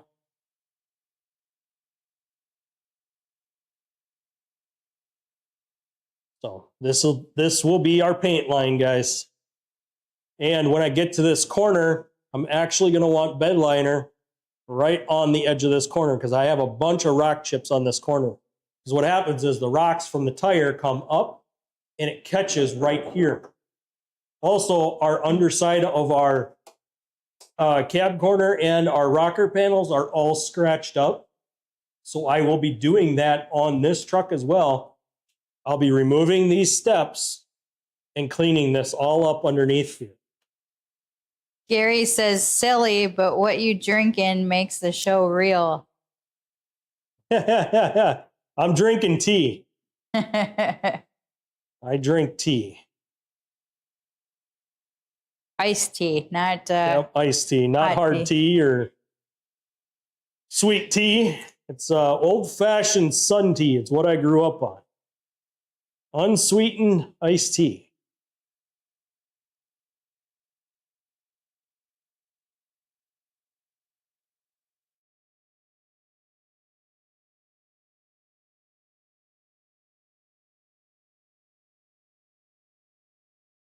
Yep, we're real. This is not AI. Yep.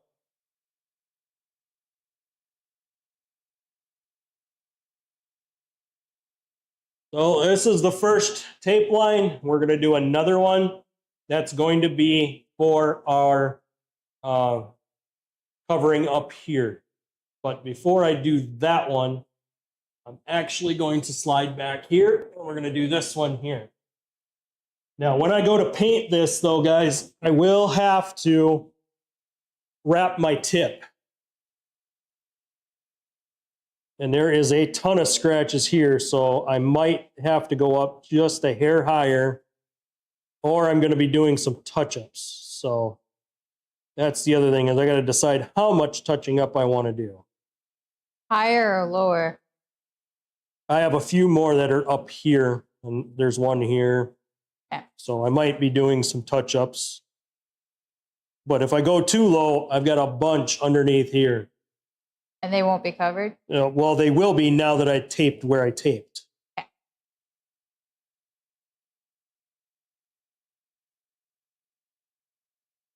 So there's that tape line. There's a bunch of scratching in here that I'm going to have to touch up. I'll probably try to mask some of this and just paint up in here. But I do have to be careful back here around the tip and the bumper. So these are going to be problem areas for me. So topic today was filling rust holes and also apparently prepping for paint. Prepping for paint and bed liner. So bed Yes. liner first, paint. We'll cover the bed liner and blend it in.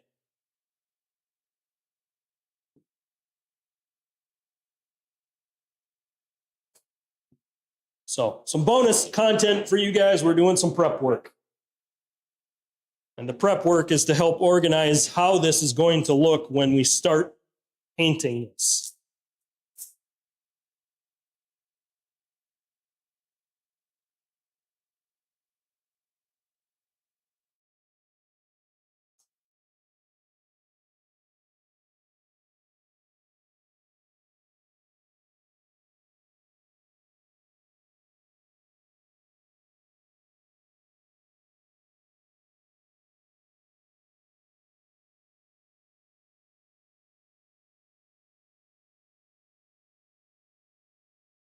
Ooh, they're plowing.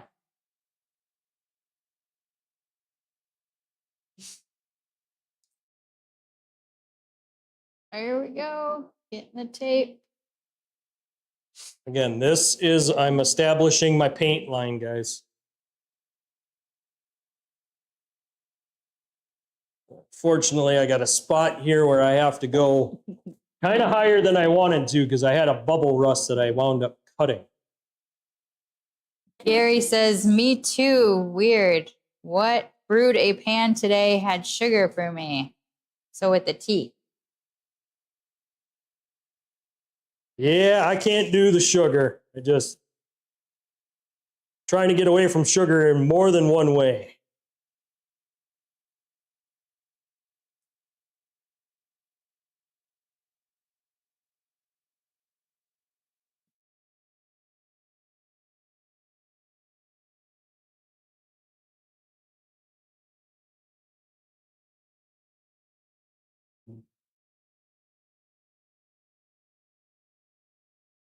Okay, so now you guys see the paint line.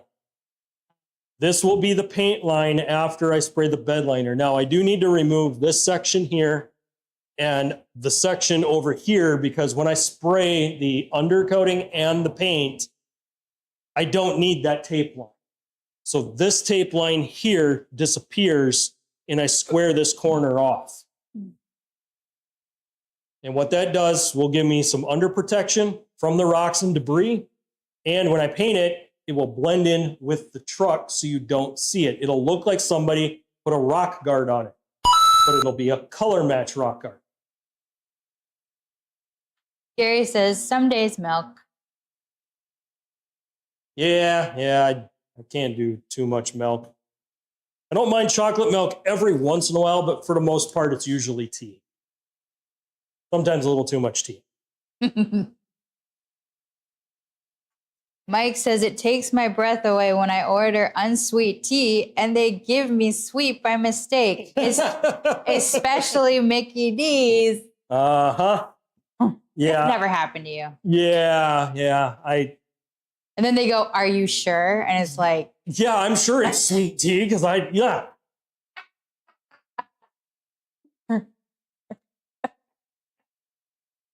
Yeah, there's always drinking.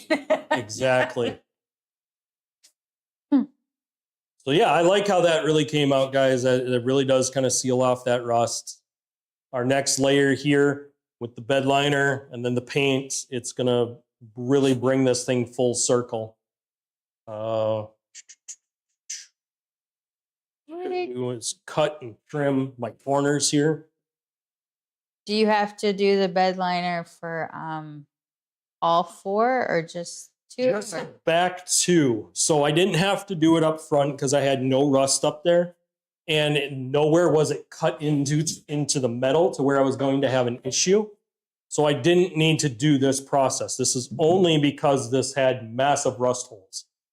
And this is all done to seal this off now so it does stop rusting.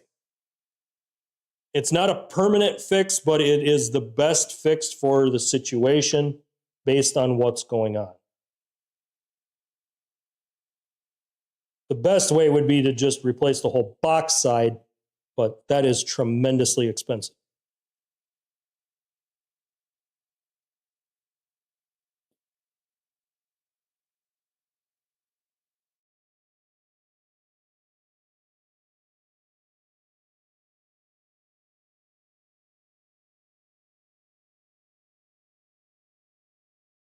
So with those corners removed, that's what it'll look like. You'll have a sharp corner, but I don't care about that on this because up here you guys see we have our fender flares right here.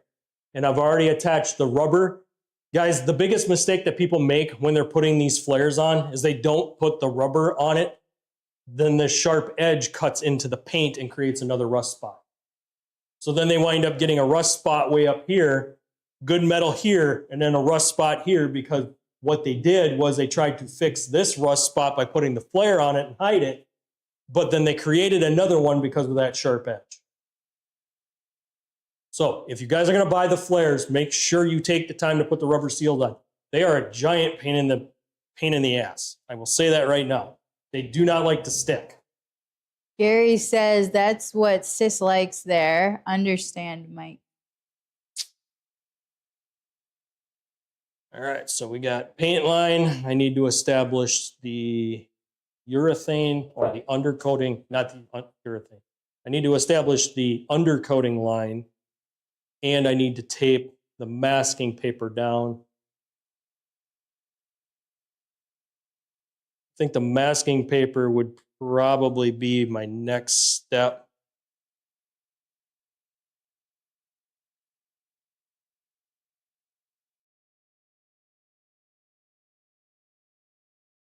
Just been some dirt in there.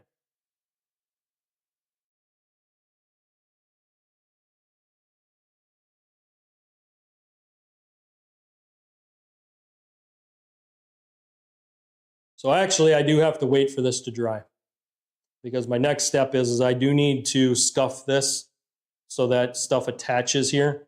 This tape line will work as a really good guide, but I do need to scuff this so that the undercoating will attach when I spray it, because I do not want my undercoating to tear off. And how I would prep this, and I can't go near this right now. We can't touch that. So that has to cure. But what we use is we use cheap $1 scuff pads from a Dollar General or anywhere else that you get them.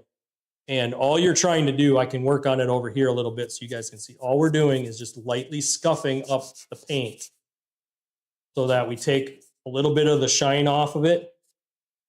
And the reason we're doing this is so that that bed liner attaches to this panel. We don't have to get super carried away here and really scuff this down to nothing, but we do got to get this down to where it's going to stay. We got to avoid the urethane though, because this will remove the urethane when it's dry. Gary asks what you use for tin. I missed it. I just used a piece of sheet iron. I didn't use I used a piece that was thicker than what could have used. I could have used a lighter piece of metal. But I just bought some where'd we get that? at a local hardware store.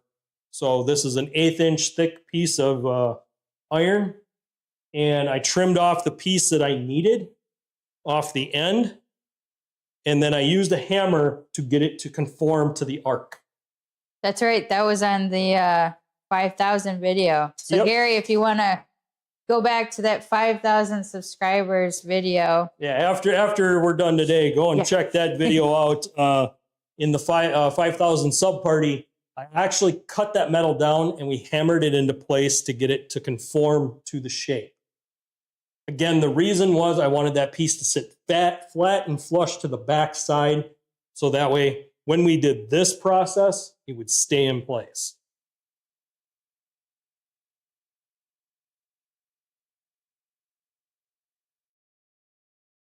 And that was live last week because it was a special. Yep, that was a special, and it was the first day that we had my producer on. Still learning. Yeah, producer's still learning the setup, so. But yeah, we're starting to read off your questions and get them answered quicker.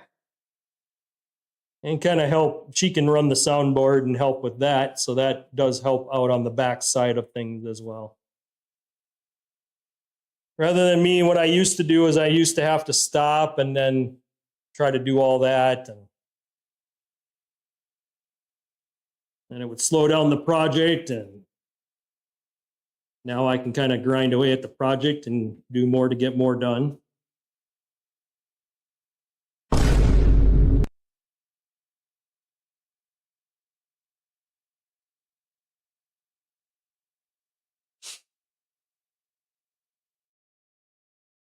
I used to have that problem too with drinks because for me, it's a medical issue. So if I order diet and I get regular, it's a huge problem. And sometimes I'd get McDonald's people like, just like, well, it's no big deal. And it's like, for me, it is for medical reasons.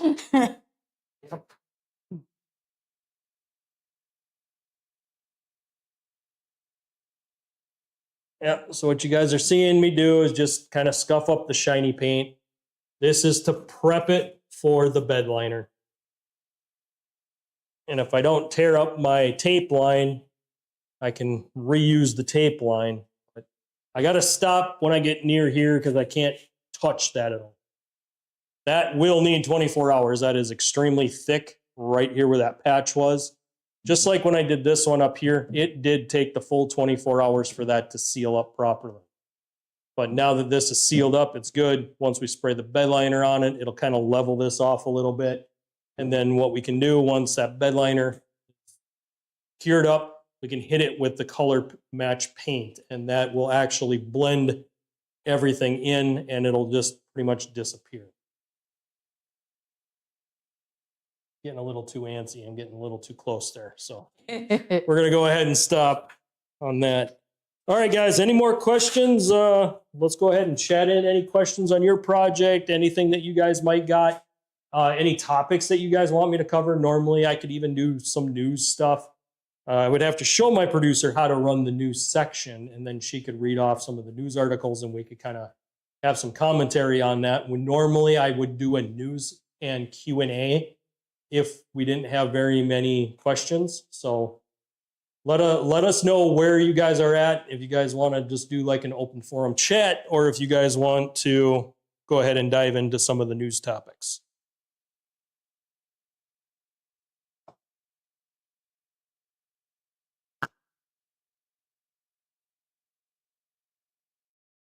Give you guys a little bit of time to chat that in. Let us know what you guys want. You guys want some news, or if you guys want to just do an open forum, go ahead and put that down below.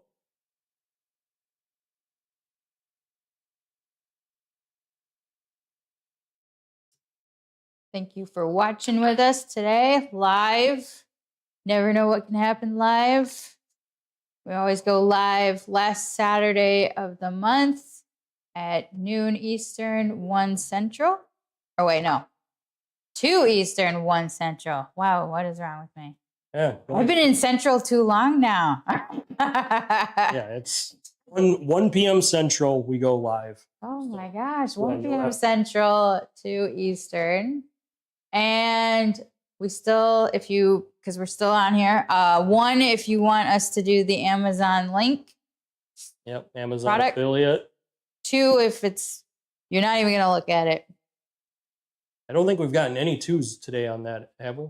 Not so far. Only 1 from Mike so far. Gary said thank you for the Amazon tip. Mike says, I've got nothing for you today. Maybe the news will spark some questions. Okay. I just read from a Blaze article that there are affordable cars out there. It's just Americans can't access them because similar cars with that Americans have, but with even different technology, but they're making it more affordable. And so they're selling it to Europe and stuff. And we're kind of stuck with exactly what we have here, and it costs more for us. Yeah, well, you have the import cost of most vehicles nowadays because most cars are not actually built in the US. They might be assembled in the US, but a lot of the parts are built in other places, and then those parts are shipped in. So what that does is it doesn't really help us as far as a cost standpoint, because we still have higher costs associated with all the parts coming in that are attached to that vehicle. That's one side that the tariffs are bad. The other side is it does force US to start becoming more of a producer of these things. So rather than them just saying, all right, we're just going to let you bring your products in and there is no additional cost, what it does is it does put an additional cost to those manufacturers to say, yeah, we can't just take our stuff down to Mexico or Canada and have you guys make all the products, because when you guys bring those back across, there is that import tax. Yeah. And that does kind of put it back on builders in the US needing to focus on US built products. And as long as people start working within that system and start building the infrastructure, not only does it add jobs, but it also helps provide more reliable and sustainable things for the future.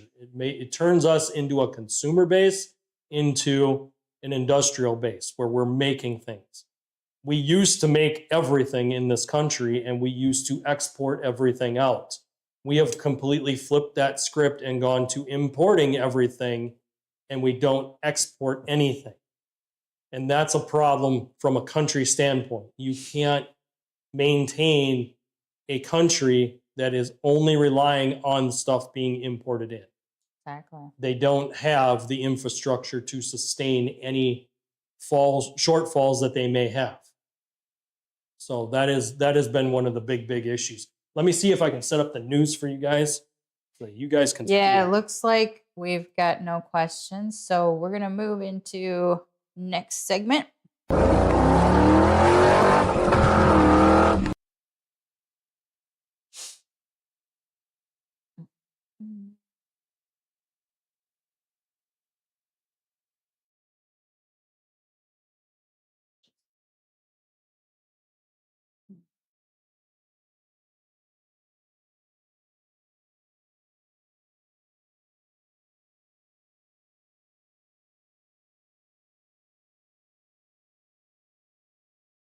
You want me to read the articles, or we haven't practiced this? Yeah, this is all new, guys. So what you're seeing here on your screen is the news article.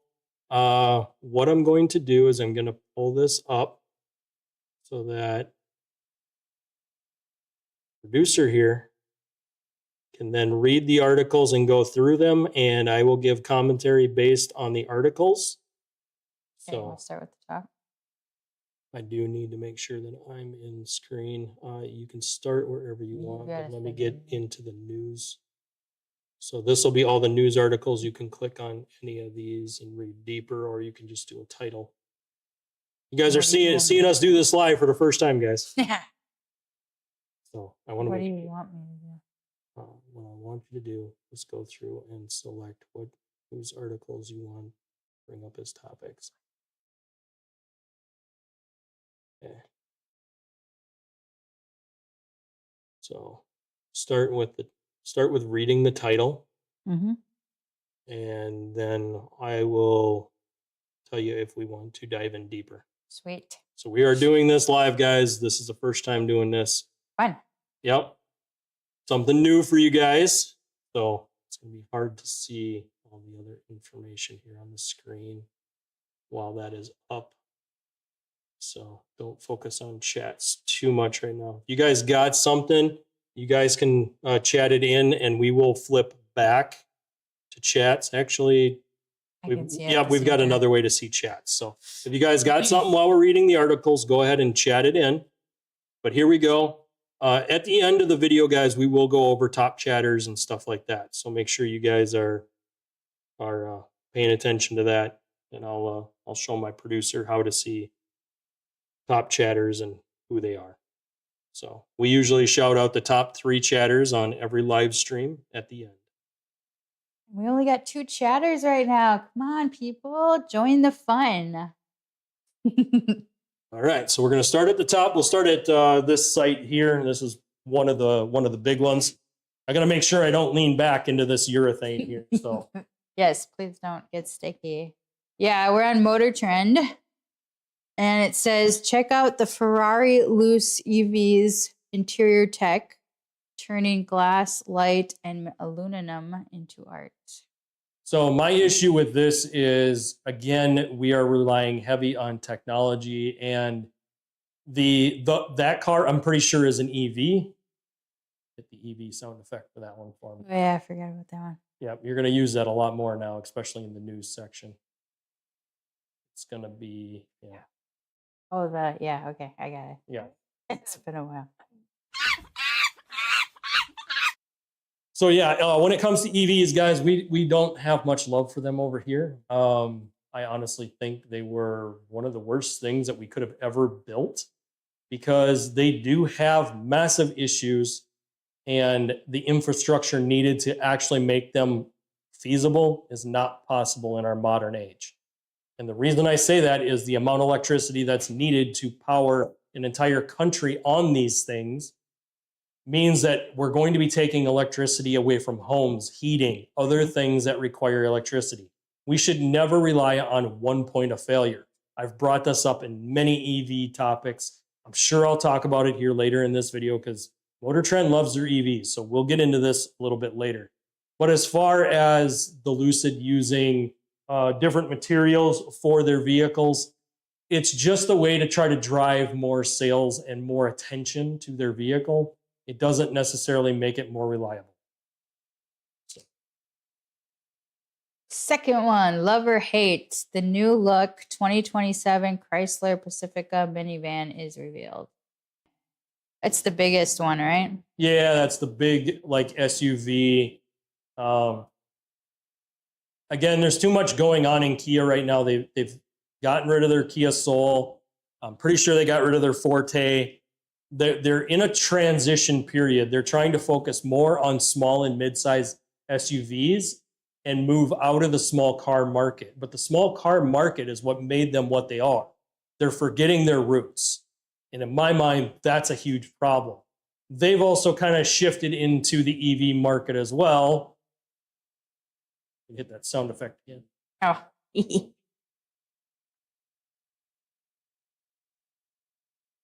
This one?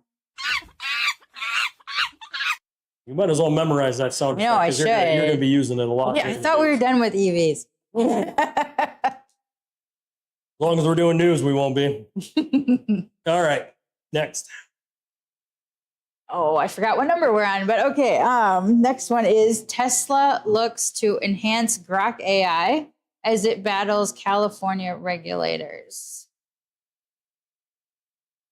So is there Grok AI inside Tesla cars? Is that what?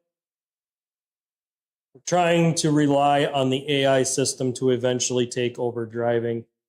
Go ahead and slap the big failure button and give me the EV. Or do you want this one? Yeah, well, that too, and then you can hit the EV after. Okay, so I'm going to break down why this is so bad in the first place, and afterwards, I'm sure she'll be able to hit that explosion button here. Basically, anytime we rely on AI to power our vehicles, we're asking for trouble. We're relying on somebody else to drive us around. It is not only the height of laziness, it's also a very, very horrible idea. If we can't drive our own cars, we shouldn't be driving. And my point to this whole thing is we can't have a society that doesn't even know how to commute themselves around. We're relying on everything else and all this technology to do basic things that we should be doing ourselves. It is a good tool to help you, but we should not be reliant on it from the standpoint of this is your life you're playing with. So when you play around with EVs like this, you are putting your hands in, or your life in the hands of a technology that is not trustworthy. It has been proven to not be trustworthy for a long time and still won't be for many generations. The AI cannot do what a human can do. They cannot sense beyond their sensors the danger that could be coming at them. The sensors are only as good as what's on the car, and they can't monitor everything. Not only that, but they can't adjust for weather conditions.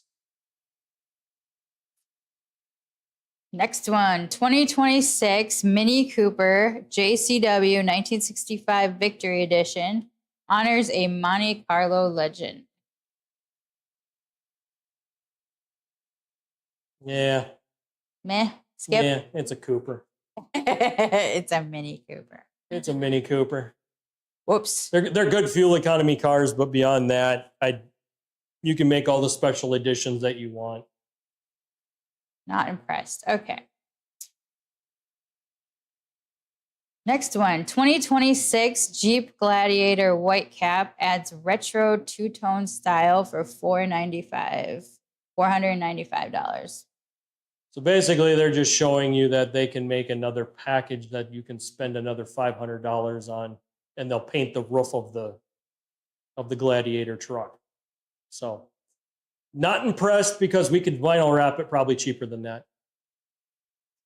Next one is the cheaper Nissan Leaf has been delayed indefinitely. Oh, that talks right towards EVs. Go ahead and hit that sound effect again. Oh, so that's an EV. Yep. The Leaf is an EV. It's got my favorite color for a car, though. Teal. Don't get sucked in by the color of the car. It's still an EV. Yeah. So the reason that they're delaying them indefinitely is they do not know where the car market is going on the EV front. And with Tesla in a massive downhill slide to the point that, okay, guys, I said this before. I'll say it now again. I really think Tesla is not going to be around very much longer. I think he's going to implode the company, pull the profits out of it, and put it into a different project. Or he's going to shift Tesla as a brand to something else, doing something else with SpaceX, or becoming part of some other subsidiary company that he owns.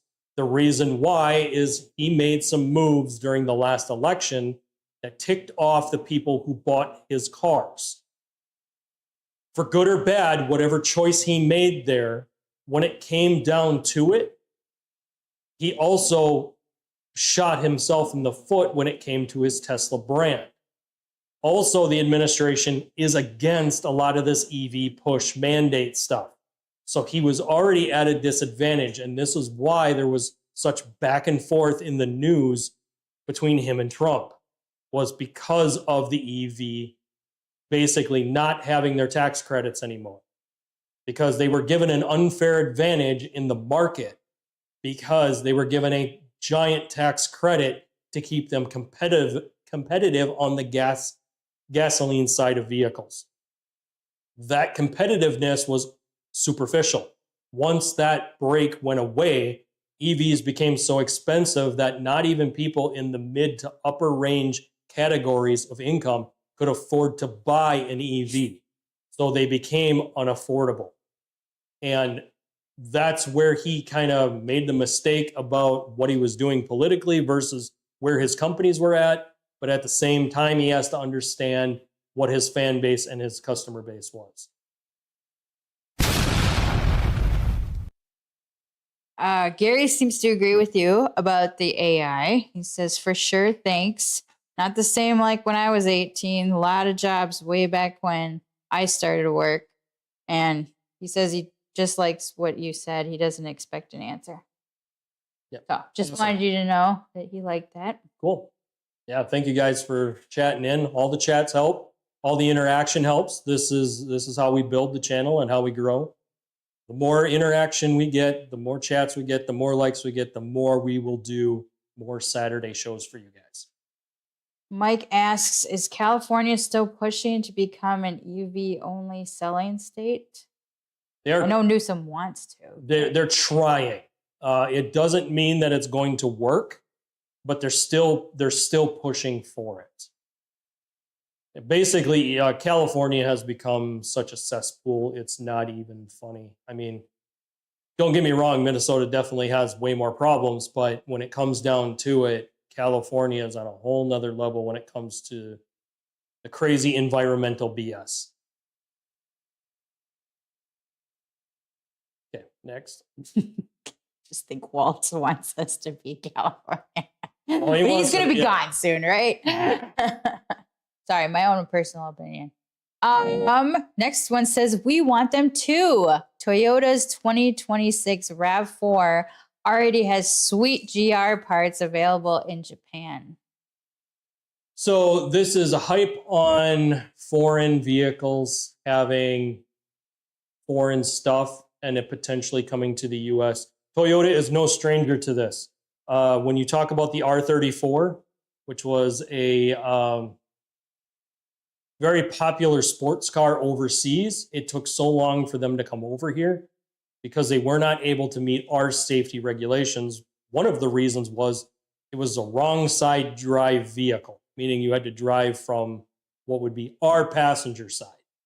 So they did not let them come to the US for so long. There's many different reasons that a vehicle may not be classified or why certain options are not available to us in the US until much, much later.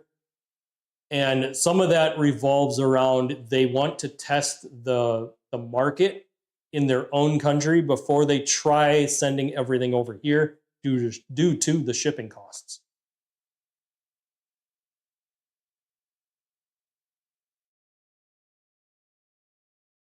The next one, yeah. Yep.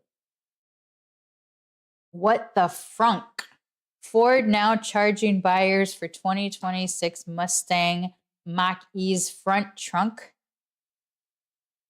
Go ahead and hit that sound effect for me. You know which one that is. Which one? Thank you.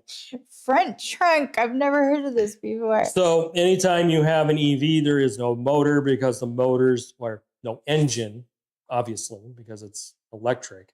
The motors are located underneath the vehicle. So you have a compartment up front that they have deemed a frunk because it's a front trunk. Wonder which leftist came up with that. Never mind that. Yeah, it comes down to that's an additional storage compartment, and now Ford wants to charge the customers for that. We didn't say that. Yeah. Back that up. We didn't. But yeah, the whole idea of a front trunk thing is just a joke to me. If it doesn't have an engine, if it doesn't have a transmission, if it doesn't have something that you can work on without needing an electrical license, to me, it's not a car. I have said several times that I will not have an EV in my garage. I will not work on them, and I will not bring one to this channel. I am not impressed with the EVs. I don't like how they work. I don't trust them. There's electrical fire issues. They're just disposing of them when they get old. There's the fact that when they do get old, there's no value to even replace the parts that do go bad because they are so expensive. The average cost of a replacement battery is $35,000. This totals out a car, and most people can buy a brand new car for less than that. So when it comes down to it, nobody's going to buy a 10-year-old EV knowing that it could need a new battery. And this completely destroys the value of any used EV on the market. I've talked about that in ad nauseum before on the channel, but I know it's been a while since we've done a news site. Okay, next. More EV news. Tesla now offers a sub $65,000 dual motor Cybertruck with all-wheel drive.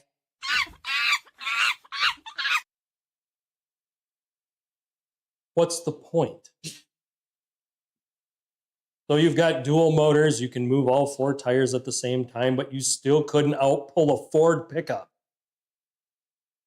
All right, whatever, let's get into it. Okay, so they add another motor into it. And what happens is they can increase not only the torque, but the capacity. The problem is they don't increase the battery capacity. So now you have 2 motors draining the batteries twice as fast. Say goodbye to your range. Next. Rivian update 2026.03 gives R1 truck and SUV owners more performance and utility.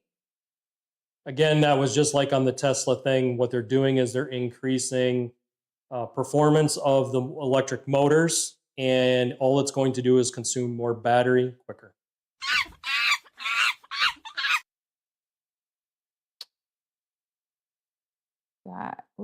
Nissan recalling 2023 to 2025 Rogue SUVs to fix 2 separate engine issues.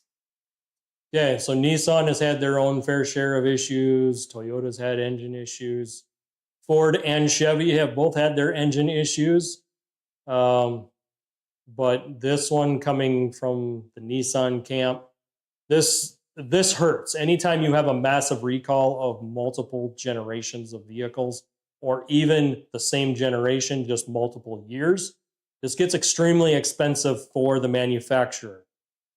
Ford right now is fighting so many recalls that they are considered the #1 company for recalls.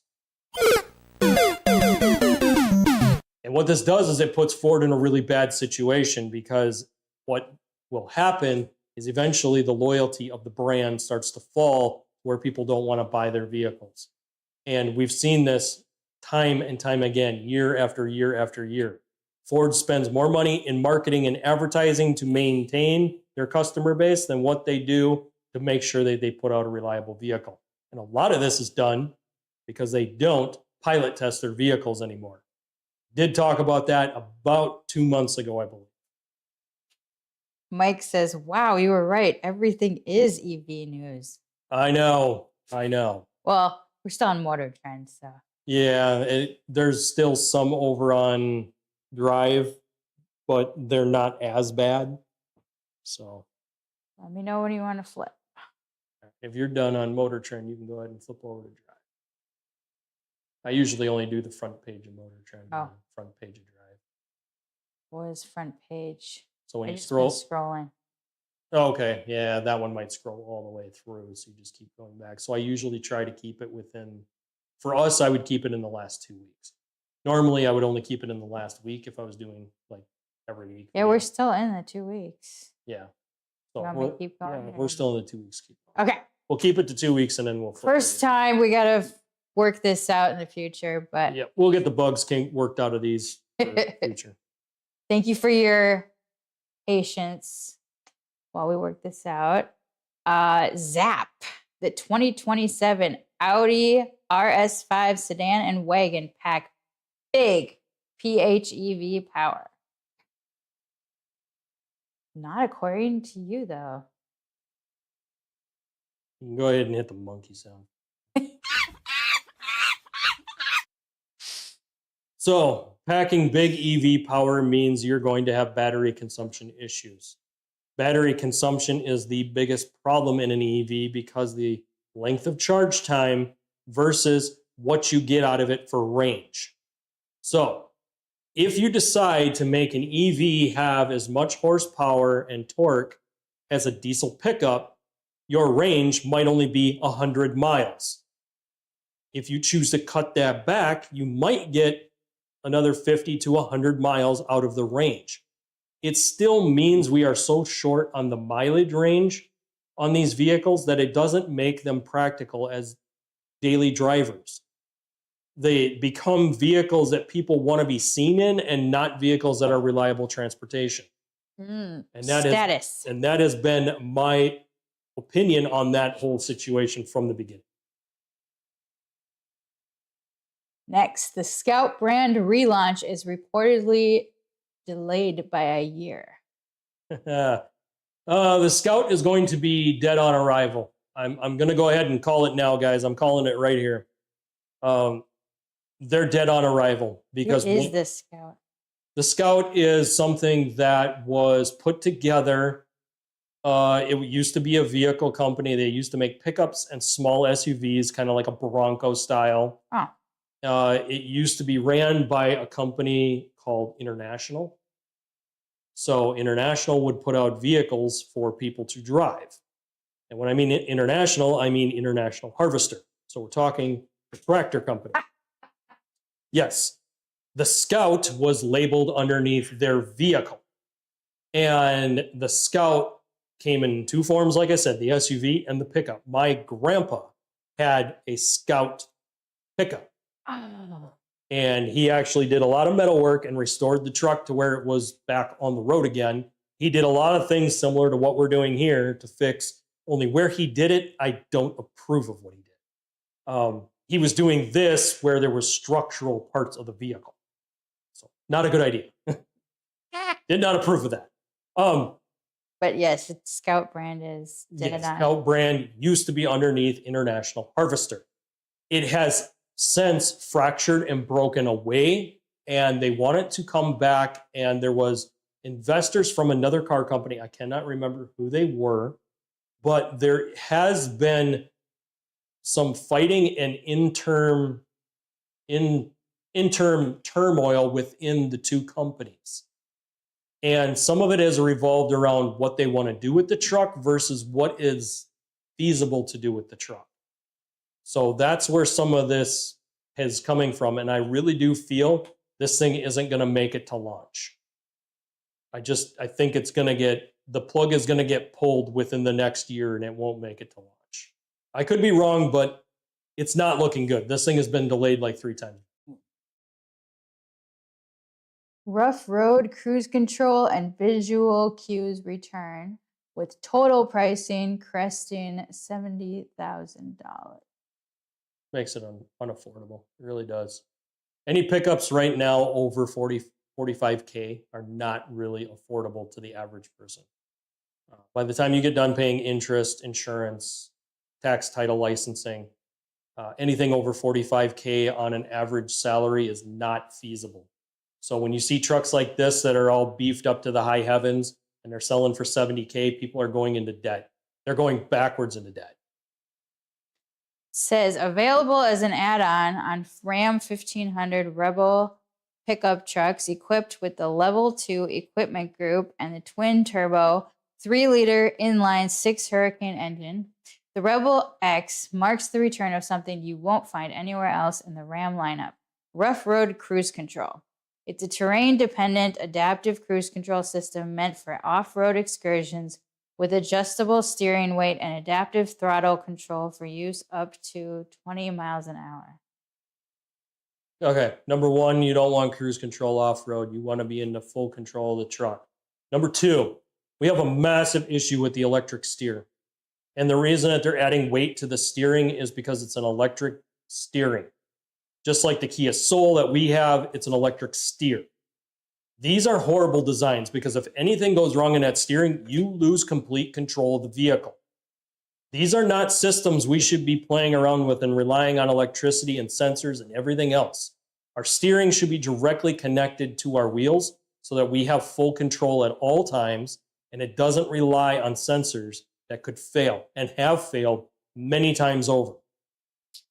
Also, exterior goodies include bedside graphics as well as the standard 1-inch suspension lift, Bilstein monotube shocks at the front and rear, front tow hooks, electric locking differential, skid plates, and black 18-inch wheels with 33-inch all-terrain tires. And inside, it brings a leather wrap shifter, steering wheel mounted paddle shifters, leather vinyl bucket seats, red accent stitching throughout, a Rebel X console badge encased in glass, and a dual pane panoramic sunroof. And sees a launch of a new color called Tank Clear Coat. So basically what this tells me is we're just dressing up a 1500 to make more money. We're taking probably a base Ram 1500. We're throwing a bunch of extras on it and tacking another 10 to 20,000 onto the truck. That's what we're getting here, guys. The motor options are ridiculous. That Huracan engine is not made for a heavy truck. Over time, that engine's going to have massive failures because it's not designed to pull the weight of a half-ton truck. Mike says off-road cruise control. Why and who would want that? Exactly. It is a useless feature that they're putting out there for absolutely no function whatsoever. 90% of the population will not use an off-road cruise control. And if you're off-road anyway, why are you using a cruise control? You're driving it off-road because you want to feel what it's like off-road. You're not just going to set the cruise and go to sleep. All right. So that's the end of Motor Trend. Go to car news or the drive. Sorry. Yep. The drive is a one other site, and that's usually where I end the news is on this site. Hear what a Ferrari F355. Sorry. Hear what a Ferrari F355 resto mod sounds like during a tunnel run. So basically what they're doing in that article is they're probably linking a video that you can hear what the exhaust sounds like on a resto mod. Again, it's a resto mod, so it's nowhere near what the stock sound of that car would be like. I'm guessing there is a bunch of performance mods. Usually a ton of motor work done, bigger injectors, bigger cam. The cam lobes could be dramatically different over stock. So we could be talking about a lot more lift, a lot more duration. That all factors into how the engine's going to sound. Heads make a difference. Headers make a huge difference. And then obviously whatever they did for the exhaust, I'm going to guess they probably did a stainless steel exhaust system. Next one. Next one. Okay. Under car tech, every car made after 2008 has the same digital security risk. Yes, they do. I can go ahead and break some of this down. I do have to be careful here on YouTube and not give specifics. But if you have a key fob, the security risk is that the key fob can get hijacked with some very basic equipment. What they can do is steal the signal off of your key because your car is constantly looking for that signal from the key. So if they can pick up the RFI receiver in your car, they can then mirror what they can get from the transmitter that's always transmitting. If you really want to protect your keys, I suggest getting something called a Faraday bag. What this does is it eliminates any signal that would come off of the key. You could put the key in the bag, but the minute you put the key in the bag, your car will not start even if you had the key in the car. You have to take it out of that bag. What that does is make sure that they can't steal the RF signal off of your key fob. Pro tip. Chevy news. Watch Jeff Gordon build a Chevy Corvette ZR1X engine. So Jeff Gordon is one of the major NASCAR racers. Anyone who knows anything about cars and has ever been in the industry knows who Jeff Gordon is. What I'm guessing that this article is that he was allowed to go directly to GM and they allowed him to build the engine there. Now, more than likely, this will be for a car either he owns or a car that he's giving away or somehow he's tied to.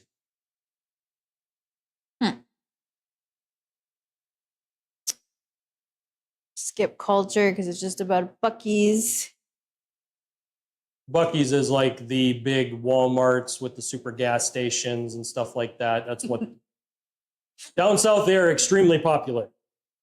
F1 Under that says Aston and Honda's first F1 car together is shaking its own batteries to death. This is why we don't play.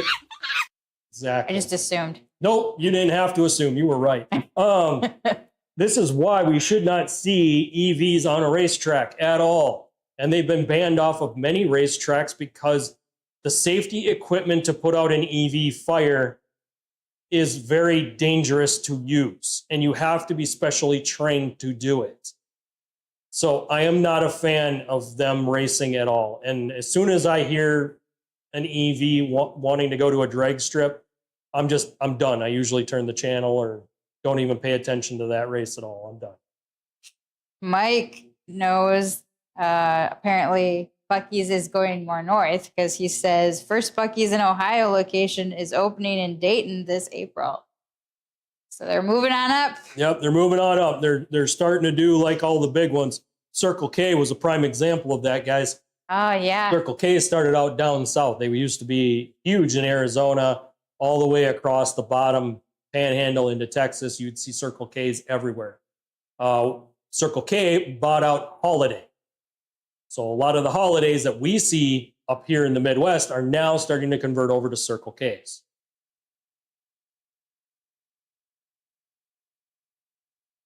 Take a deep breath for this one. Oh, boy. Ford admits its current EVs aren't software defined and they're worse for it.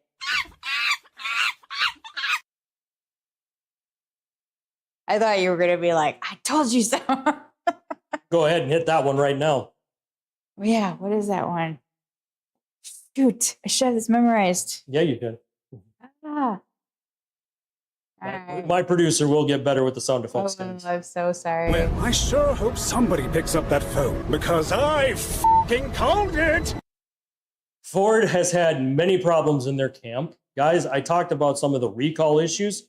Now we can get into some of the reason that they're starting to shelf their EVs because they're having software issues with their EVs. This is a massive problem in the Ford camp up and down. These guys have problems, and it starts from the leadership aspect of the company. So not only is it coming from the president, but it's also coming from the people that are running the actual production of these vehicles. So anyone that's on the design floor or trying to make these vehicles more reliable is failing at their job. And if they don't correct their problems, it is going to sink Ford to where they do not have a customer base. People are getting sick of the absurd recalls that they're getting that are actually dooming the vehicles. It wasn't more than 6 months ago, guys, we had an airbag failure effect of Explorers, Mustangs, and Rangers. This covered years 2000 all the way up to 2011. And it completely made it to where they can't even resell these vehicles if they go back to the dealership. So you brought it in for a warranty. They didn't have the parts. You couldn't get the vehicle back because it was relied on an airbag failure that they couldn't safely give you your own car back. This is a problem at Ford. And if they don't start getting the right people in place that are willing to crack the whip on this stuff and say, we've had enough, then they're not going to fix it. In BMW news, BMW just leaked unannounced M cars on its own website. So car companies will do this from time to time, guys. They will leak a little bit of information to get the market excited about what they might release. They do this to kind of feel out the market to whether or not they should do it or not. Car companies have been doing this the better part of probably 50, 60 years. So this is not too big a news to me. This is more or less, we're just going to go ahead and leak this and see how much attention it can get. Land Rover news. 2028 Range Rover Velar EV spied with fast roofline. So the Range Rover is getting basically a facelift. They want to redesign this thing. Range Rovers are popular in the business market, in the business world, because you can buy them and get 100% tax credit on it because of the weight of the vehicle. Certain tax credits are allotted to certain cars to where they can get a certain amount of tax credit for buying that vehicle. So any vehicle with a GVW over, I believe it was 55 or 6,000 pounds, you get like 100% tax credit for the vehicle. So if you buy the vehicle, drive it for 3 years, and turn around and sell it, you actually don't lose any money. You break even or even made a little bit of money by doing this. The problem is you do need the money to pay for that payment up front and be able to pay for everything else that you have to do with the vehicle still. So some of that will be a tax break for the business owner if he's writing it off, but Range Rover is just trying to reinvent the more high-end business class for people. So they're facelifting one of their popular brands. Next, the downshift says the 2027 Kia Telluride Hybrid costs $48,035 TDS. So hybrids, guys, in my mind, is just another form of an EV. What it does is it uses an EV backup, and it still has a motor, but the motor is very anemic, and they still rely on the backup source to give it the power that it needs. Kia is making a lot of mistakes. They're moving away from what made them a popular car company and why people bought their cars. Their stuff is getting expensive. People aren't going to buy expensive SUVs when they could turn around and get a Chevy, a Ford, a Dodge that's more reliable. They're just not going to do it. People were willing to take the chance on a cheap car. They're not willing to take the chance on an expensive car that's going to have similar problems. Rivian News says BMW has M, Mercedes has AMG, and now Rivian has RAD. So this was just kind of labeling like statuses for each car company. Rivian is an EV car company, guys. They do not do anything gasoline.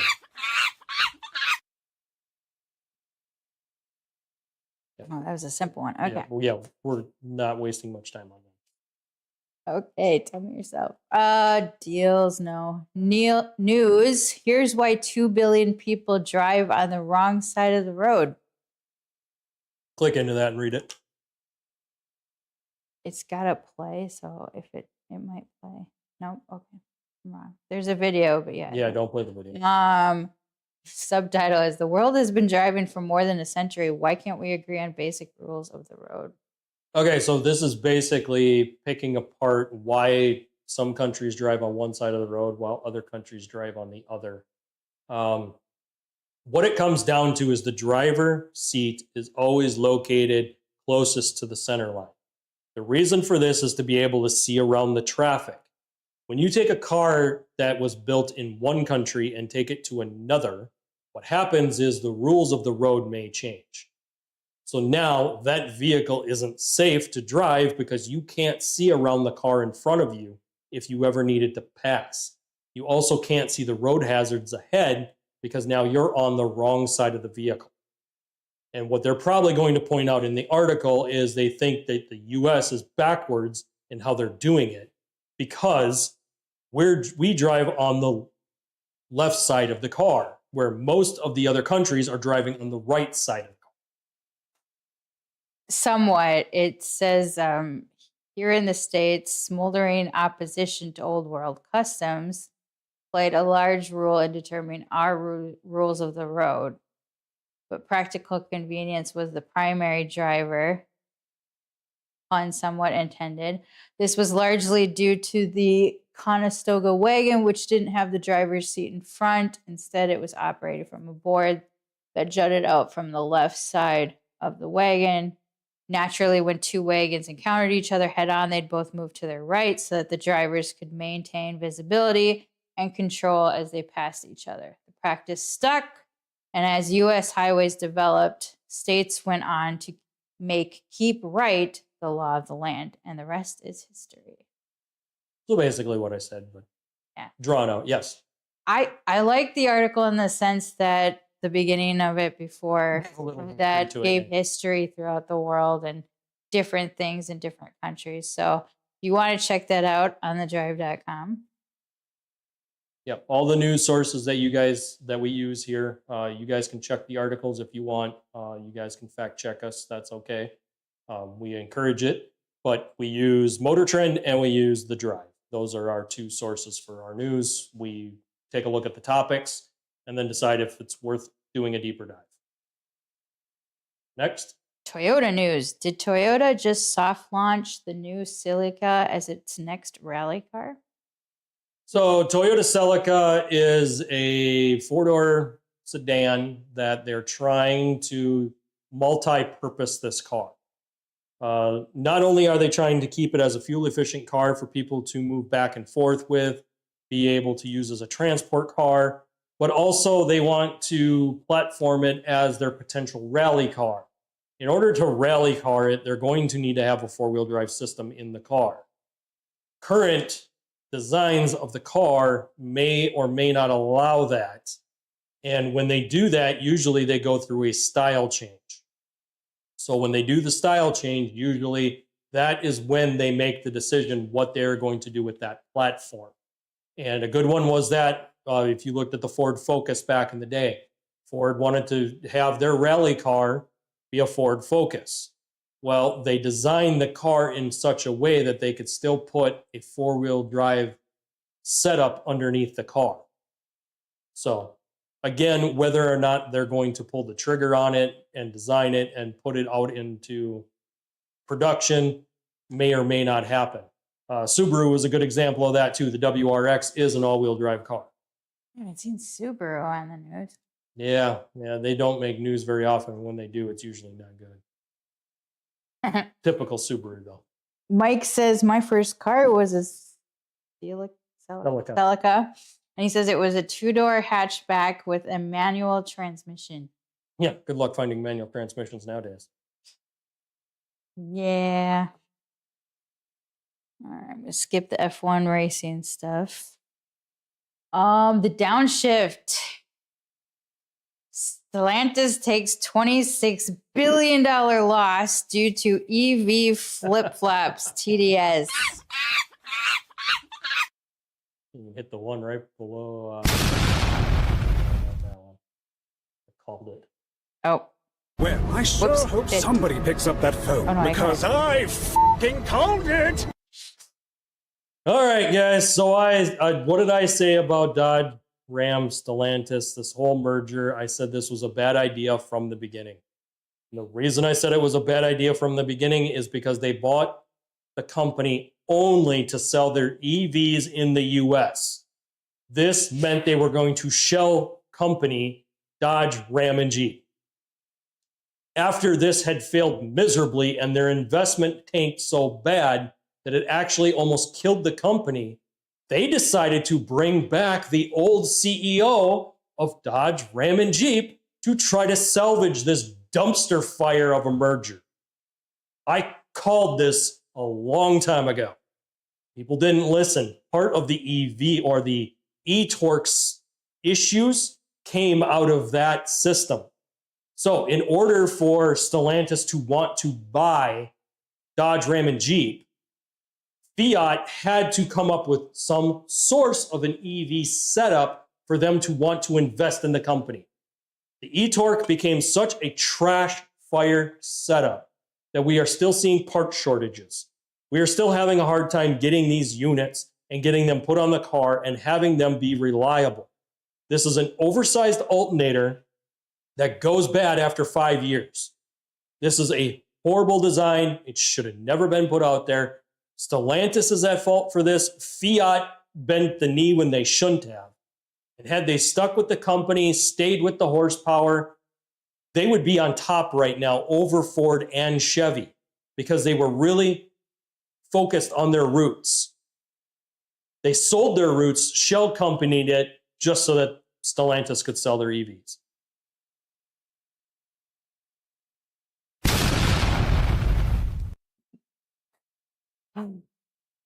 ready for this one? Go for it. Research shows how self-driving AI can be hijacked with nothing but ink and paper.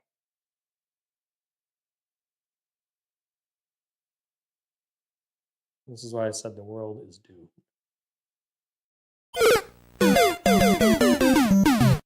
Game over. It is. It really is a game over situation because self-driving cars are dangerous. They've been proven that they're dangerous in many, many, many different ways. They have tested many different kinds of self-driving features. All of them have failed, driven through barricades, driven through false barriers. They can't tell the difference between a real road and a fake road. They also can't sense a changing road pattern. So if all of a sudden you have road construction in an area, it's not going to know that that's now a road construction area, and it's going to drive right through it, and it's going to hurt road workers. Not only that, but it can't adjust to road conditions. So it won't know how icy the road is because it doesn't know how to sense icy roads, meaning these cars are going to go in the ditch. I thought you'd like that one. Okay, last one. McLaren news. Lightly crashed $2 million McLaren Elva pops up for sale at salvage auction, but it's an update, so. Okay, so when it comes to certain car brands, guys, getting parts are extremely difficult. So even a lightly crashed car is usually totaled when you're dealing with an exotic. So when you deal with, and here's one that I can give you guys. Anyone who knows basically the high-end cars knows of a company called Bugatti. Bugatti will not sell parts, meaning if you mess the car up, you've got one option. It goes back to Bugatti, they fix it and send it back. If they deem that it's totaled, you can't fix it. You are not allowed to. They will flat out tell you it's junk, and oftentimes they get crushed. So when they get sent back, hoping that they're going to get fixed, they don't get returned. So when you're dealing with foreign car companies, that is something you have to deal with, especially the high-end exotics. So it's the end of the news. End of the news, guys. All right. It is 3:40. So we still got 20 minutes if you want to wrap up. Yep, we can go ahead and do a wrap-up, guys. If you got any questions or got anything you guys want to add, go ahead and get that in now. So you guys got 20 minutes. We are going to wrap up some of our poll stuff quick. What did we get for the Amazon affiliate? Just one from Mike. One from Mike. Okay. But he's, well, and he's, Gary's nice Amazon tip. So. Okay. So maybe 1.5. Okay. We'll take it as 1.5. So we are going to put it out as a poll for next live that we have. Do you want to get them a date on the next live so we can give them that here? I don't have a calendar up because it's gone. I use my thing. Okay. I got it. Oh, Mike says exotics are way outside my pay grade. Yeah, they're way outside most people's pay grade, including mine. And I would never play with an exotic because they're way too locked down, and you can't really do much with them unless you're willing to spend hundreds of thousands of dollars to do anything mild. And you start going extreme with them, you're going to break the bank. And next times will be March 28th. So that'll be the next video, guys. That'll be the next live. I do not have topic as of right now because that is 4 weeks out. And a lot could change in 4 weeks. Where were we at on the garage project? I didn't see any 3s or 4s. I just had that one comment from Mike about if someone else is cleaning it might be fun. Okay. All right. Mike is our number 1 All chatter right. today. And Gary was number 2. Awesome. And Aim High is number 3. Nice. It's good having you guys chatting in here. So we got 2 leaders. What do you call them? Are they both got a number 1? They're 2. 1 and 2? They used to have the wrenches. Oh, they're mods. Yes. Okay. Okay. 2 mods in our chat. So we had today. 2 mods in our chat today. That's good. Yeah, we always like seeing our mods. We always shout out our mods. So thank you guys.